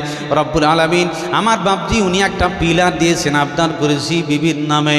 পৃথিবীর শ্রেষ্ঠ সম্পদ যে সব সময় পাশে দাঁড়াতে পারে, তার নাম বিবি। আমার আজকে আমি মনে করছি আমার বাড়িতে একটা খাদেম কাজ করতেছে, একটা মেয়ে, আর ওই মেয়েটা শুধু রান্না বান্নার কাজ করে দেবে। আমি 10,000 টাকা মাসে তাকে তুলে দেবো, অন্য কোনো সুবিধা চলবে না। কিন্তু আপনার বিবি যে খাবার তৈরি করে দেয়, আপনার কাপড় চোপড় ধুয়ে দেয়, এমনি করে শারীরিক সুবিধা দেয়, এতগুলো সব মিলালে পরে দেখবেন আপনার স্ত্রীর বেতন দাঁড়ায় প্রায় 40,000। এখন আপনাকে বেশি বলি নাই, এই আপনার সোনার বিবি, স্নেহের বিবি, এই সুন্দর বিবির জন্য আল্লাহর বাস্তে 2-5 হাজার টাকা করে দান করে যাবেন। বাহারাম আলী কই? বাহারাম আলী ভাই কই গো? আল্লাহর বাস্তে আসেন। 3 দিয়েছে, 3। আমার বাহারাম আলী ভাই আল্লাহর বাস্তে আসুন, একটু যোগাযোগ করবে। এখানে ক্যামেরা হচ্ছে, কিয়ামতের দিন দেখা হবে ইনশাআল্লাহ। আমি পালাপালি নিয়ে আওয়াজ করছি। মাশাআল্লাহ, আব্দুল মুন্না 1000 1 কুইন্টাল ভুট্টা, বউয়ের নামে 1000 দিয়েন, বেশি না আল্লাহর রাস্তায়। জোরে বলে না রে তাকবীর। কারণ আমি এই জন্যে বলছি, মা বোনরা কান লাগান ভালো করে, চাচা নিজের জান বাঁচা। এই চোখের সামনে এখানে দেখবেন জীবনে কোনো স্বামী বউয়ের খবর নেয় না, এখানে। তাহলে পরকালে পাশে থাকবেও? এই জোরে কথা বলুন, থাকবে? হাসর ময়দানে কি করে আপনার থাকবে? যেই বউ আপনার জীবনে সব কিছু সুবিধা দেয়। কোনো স্বামী খুশি মনে এসে বলল না, এই যে আমার বউয়ের 1 মাসের বেতন দিলাম 5,000, এটা কোনো স্বামী দেন, টুক করে নিজের নাম লিখে দিল। আচ্ছা, এই যে দেখেন মাসে মাসে যে লক্ষ্মীর ভাণ্ডারের টাকা ঢোকে, এটা আপনার অ্যাকাউন্টে জীবনে ঢুকেছে নাকি? কথা বলে না গো, ঢোকে নাকি আপনার অ্যাকাউন্টে? এটা কার অ্যাকাউন্টে ঢোকে? তা লক্ষ্মীর ভাণ্ডার বউয়ের নামে আছে, বউয়ের অ্যাকাউন্টে ঢোকে, জীবনে আপনার অ্যাকাউন্টে ঢুকবে না। তো আপনি যদি দান করে দেন, তা আপনার অ্যাকাউন্টে ঢুকবে না বউয়ের? বুঝতে পারেন না, কারটা ঢুকবে? আপনারটা ঢুকবে, বউয়েরটা ঢুকবে না। বউয়ের জন্য আলাদা খাতা জমা দিতে হবে। মাশাআল্লাহ মাশাআল্লাহ। এমনি করে আমার বাপজি একটা পিলার দান করেছে, 5,000 টাকা বিবির নামে আবদার করেছি। আল্লাহ তার দান তুমি কবুল করে নাও, আল্লাহ তার মনের কামনা বাসনা পূরণ করে দাও। এই দানের বদৌলতে সংসারে উন্নতি দাও, স্বামী স্ত্রীতে ভালোবাসা দাও। আল্লাহ দানের বদৌলতে কোটি কোটি টাকা ইনকামের পথ পন্থা খুলে দাও। আল্লাহুম্মা সাল্লি আলাইহি আল্লাহুম্মা বারিক আলাইহি। কই বাহারাম আলী ভাই আছে? আইলো না? বউয়ের নামে বাহারাম আলী ভাই। বাহারাম ডাকাত পড়েছে এর আগে, তো বাহারাম আলীর নামটা ভালো আছে আল্লাহর রাস্তে, ওই পাল্টাপাল্টি হয়ে গেছে আল্লাহর রাস্তে। তো বাহারাম আলী ভাই আল্লাহর বাস্তে বউয়ের নামে 2000 টাকা লেখায় দিন আল্লাহর বাস্তে। এটা আমার আবেদন থাকলো বউয়ের নামে। আমার মা বোন যদি আপনারা এখানে থাকেন, দেখেন এখানে খবর নিয়ে দেখবেন স্বামী আপনার নামে দিচ্ছে কিনা, ওর খাওয়া বন্ধ করে দেন। ও নিজে রান্না করে খাবে 8 দিন, 8 দিন বউ পালাক বুঝে নেব, বউ কি জিনিস ও বুঝে নেবে খেলে 8 দিন না থাকলে। যারা বিয়ে করে যাওয়া ভালো করে জানে বউ কত বড় দামি সম্পদ। মাশাআল্লাহ মাশাআল্লাহ। আমার বাপজি উনি দিয়েছেন 2000 টাকা, এমনি করে 1 কুইন্টাল ভুট্টা দান করেছেন। আল্লাহ আল্লাহুম্মা সাল্লি আলাইহি আল্লাহুম্মা বারিক আলাইহি জাযাকাল্লাহ হায়াকাল্লাহ বারাকাল্লাহ। আল্লাহ কি উদ্দেশ্যে দান করেছে জানি না, মনের কামনা বাসনা পূরণ করে দাও, বাড়ির অশান্তি বালা মুসিবত দূর করে দাও। এই 2000 টাকার বদৌলতে 1 কুইন্টাল ভুট্টার বদৌলতে মাওলা 1 কুইন্টাল ভুট্টা ঢিপিয়া অনুমান করেছিলাম 1 কুইন্টাল হবে, ওজন করে দেখি 2.5 কুইন্টাল হলো। আল্লাহ তার জানেমালে বরকত দাও, আল্লাহ তার সংসারে উন্নতি দাও, এমনি করে আল্লাহ ফসল বাণিজ্যে বরকত দাও, আমিন আমিন। এমনি করি আর একজন 500 টাকা দান করেছে। আল্লাহ আল্লাহুম্মা সাল্লি আলাইহি আল্লাহুম্মা বারিক আলাইহি। আল্লাহ তারও দান তুমি কবুল করে নাও। আব্দুল ওহাবের মা, মাশাআল্লাহ মাশাআল্লাহ, আব্দুল ওহাবের মা উনি দিয়েছেন 1000 টাকা। আল্লাহ মসজিদের প্রেমে রব্বুল আলামিন তার মনের গল্পটা শুনে নাও, তার মনের কামনা বাসনা পূরণ করে দাও। আল্লাহ তার বাড়ির অশান্তি বালা মুসিবত দূর করে দাও, স্বামী স্ত্রীতে মহাব্বত দাও। কত মানুষ রাস্তায় ঘুরতেছে, লক্ষ লক্ষ টাকা বিলিয়ে দেবো সন্তানটাকে বানিয়ে দাও, কিন্তু সুখের হাসি বাড়িতে দেখতে পায় না। আল্লাহ নেক সন্তান দান করো, সুখময় জীবন দান করো। আমার আল্লাহ বেনামি তার একজন 900 টাকা দান করেছে। আল্লাহুম্মা সাল্লি আলাইহি আল্লাহুম্মা বারিক আলাইহি জাযাকাল্লাহ হায়াকাল্লাহ বারাকাল্লাহ। রব্বুল আলামিন একজন 900 টাকা দান করেছে। আল্লাহ কি উদ্দেশ্যে দান করেছে তুমি জানো মাওলাই কারীম। আল্লাহ তার মনের কামনা বাসনা পূরণ করে দাও, আল্লাহ তার উদ্দেশ্য সফল করে দাও। এই 900 টাকার বিনিময়ে লক্ষ লক্ষ টাকা ইনকামের পথ বন্ধ খুলে দাও, সুস্থতার জীবন দাও, হেফাজতের জীবন দাও। এমনি করে রাস্তায় বেরিয়ে গেলাম একটা বুলেরোর সাথে, পক করে ধাক্কা লেগে গেল, পাটা বেঁকে গেল। এমনি করে ডাক্তার 2 লাখ খেলো, পাটা চিরতরের জন্য পঙ্গু হয়ে গেল। আল্লাহ বিপজ্জনক অ্যাক্সিডেন্ট থেকে রক্ষা করো, আমিন। হ্যাঁ কি নাম? এনারুল হক ভাই আমার ঝাড়কাটোলা থেকে উনি এসেছেন। মাওলাই কারীম 1000 টাকা মসজিদের প্রেমে দান করেছে। আল্লাহ আল্লাহুম্মা সাল্লি আলাইহি আল্লাহুম্মা বারিক আলাইহি জাযাকাল্লাহ হায়াকাল্লাহ বারাকাল্লাহ। রব্বুল আলামিন 1000 টাকার বদৌলতে লক্ষ লক্ষ টাকা ইনকামের পথ বন্ধ খুলে দাও, বাড়ির অশান্তি বালা মুসিবত দূর করে দাও। রাত্রিবেলায় শুয়েছি, পেটটা কিনকিন করতেছে, হট করে ডাক্তার ছবি তুলে নিল, রিপোর্ট এলো কিডনি ডাউন হয়ে গেছে। আল্লাহ দানের বদৌলতে সুস্থতার জীবন দাও, বিপজ্জনক রোগ থেকে রক্ষা করো, আমিন। আর কেউ বলেন? আসেন না ভাই গো, আল্লাহর রাস্তে পালিয়েছে নাকি? কত দিয়েছে? হ্যাঁ সেলিম একটা পিলার সেলিম ভাই আমার একটা পিলার আর বউয়ের নামে করেছে কিন্তু অ্যাকাউন্টে লক্ষ্মীর ভান্ডারে ঢুকেছে। ভাই এ সেলিম ভাই কই গো, ওই অ্যাকাউন্টটা খুলতে হবে আল্লাহর রাস্তে। এটা ভাই কে ভাই দেখে টাকা লাগছে? হ্যাঁ এ সেলিম ভাই বউর নামে 1000 করেন রয়েছে না, এই যে হাত বেঁধে যেছে। এ সেলিম ভাই এই যাচ্ছেন গো, দেখেন এদিকে দেখেন। কোনটা একটা? আচ্ছা তো না এখানে নাই। এ সেলিম ভাই কই আসেন না গো, এ ট্রাক্টরওয়ালা সেলিম ভাই, এ বউয়ের নামে করতে হবে, বউয়ের নামে, নাহলে গরম পানি বন্ধ হয়ে যাবে, খাওয়া বন্ধ করে দিবে। সকালের খাওয়া দুপুরে, আর দুপুরেরটা রাত 8টায় পাবা। আমার মা বোনরা আল্লাহর বাস্তে, মা বোনরা 1000 বলেন 500 বলেন, যদি না টাকা থাকে স্বামীর পকেট মারবেন। সেলিম ভাই আল্লাহর বাস্তে আসেন না গো, বেনামিতে আর একজন 1500 টাকার দাতা। আল্লাহুম্মা সাল্লি আলাইহি আল্লাহুম্মা বারিক আলাইহি জাযাকাল্লাহ হায়াকাল্লাহ বারাকাল্লাহ। সেলিম ভাই খালি বউয়ের নামে 5000 টাকা দিতে হবে। সেলিম ভাই আল্লাহর বাস্তে, ট্রাক্টরওয়ালা সেলিম ভাই 5000 টাকা বউয়ের নামে তার অ্যাকাউন্টে দাও, আমি দোয়া করে দেবো আল্লাহর বাস্তে। আর একজন ভাই আমার উনি দিয়েছেন 500 টাকা। কোথায় বাড়ি গো? দৌলতটোলা বাড়ি বাবজি। আর 500 বউয়ের নামে, বেশি না, বউয়ের নামে। বউ শুনছে কিন্তু খাওয়া বন্ধ করে দিবে। 500 আর দেন, মাশাআল্লাহ। বউয়ের নামে 500 টাকা লেখেন, ওটা লেখেন আর 500 দিবেন। সেটা গ্রামের মানুষ টাকা দিবে না তো যাবে কোথায়? বাইরের লোক আসবে নাকি? এ কাতুলু ভাই কই গো? কাতুলু ভাই আল্লাহর বাস্তে আসুন চটচট করে। কাউন্টার খুলে ফেলেছে আল্লাহর বাস্তে, টিকিট কিছুক্ষণ পরে বন্ধ হয়ে যাবে। আমার কাতুলু ভাই ফটফট করে আল্লাহর বাস্তে আসুন ভাই, একটু দোয়া করে দেবো আল্লাহর বাস্তে। হ্যাঁ সেরাজুল তোমার আব্বা নাকি? আচ্ছা কই তোমার আব্বা? আর 500 দিতে পারবে না? হ্যাঁ আর 500 দিও। সেরাজুল আর 500 দিবে আল্লাহর বাস্তে, ওটা বউয়ের নামে। মাশাআল্লাহ মাশাআল্লাহ মাশাআল্লাহ মাশাআল্লাহ। সেরাজুল ভাই আমার 1000 টাকা দান করেছে, নিজের নামে 500, বিবির নামে 500। রব্বুল আলামিন তার দান তুমি কবুল করে নাও। স্বামী স্ত্রীতে মহাব্বত দাও, ছেলে মেয়েদেরকে নেক বানাও, বাড়ির অশান্তি বালা মুসিবত দূর করে দাও, সুখময় জীবন দাও, হেফাজতের জীবন দাও, বিপজ্জনক অ্যাক্সিডেন্ট থেকে রক্ষা করো। রব্বুল আলামিন এই 1000 টাকার বদৌলতে লক্ষ লক্ষ কোটি কোটি টাকা ইনকামের পথ পন্থা খুলে দাও। আমিন আমিন।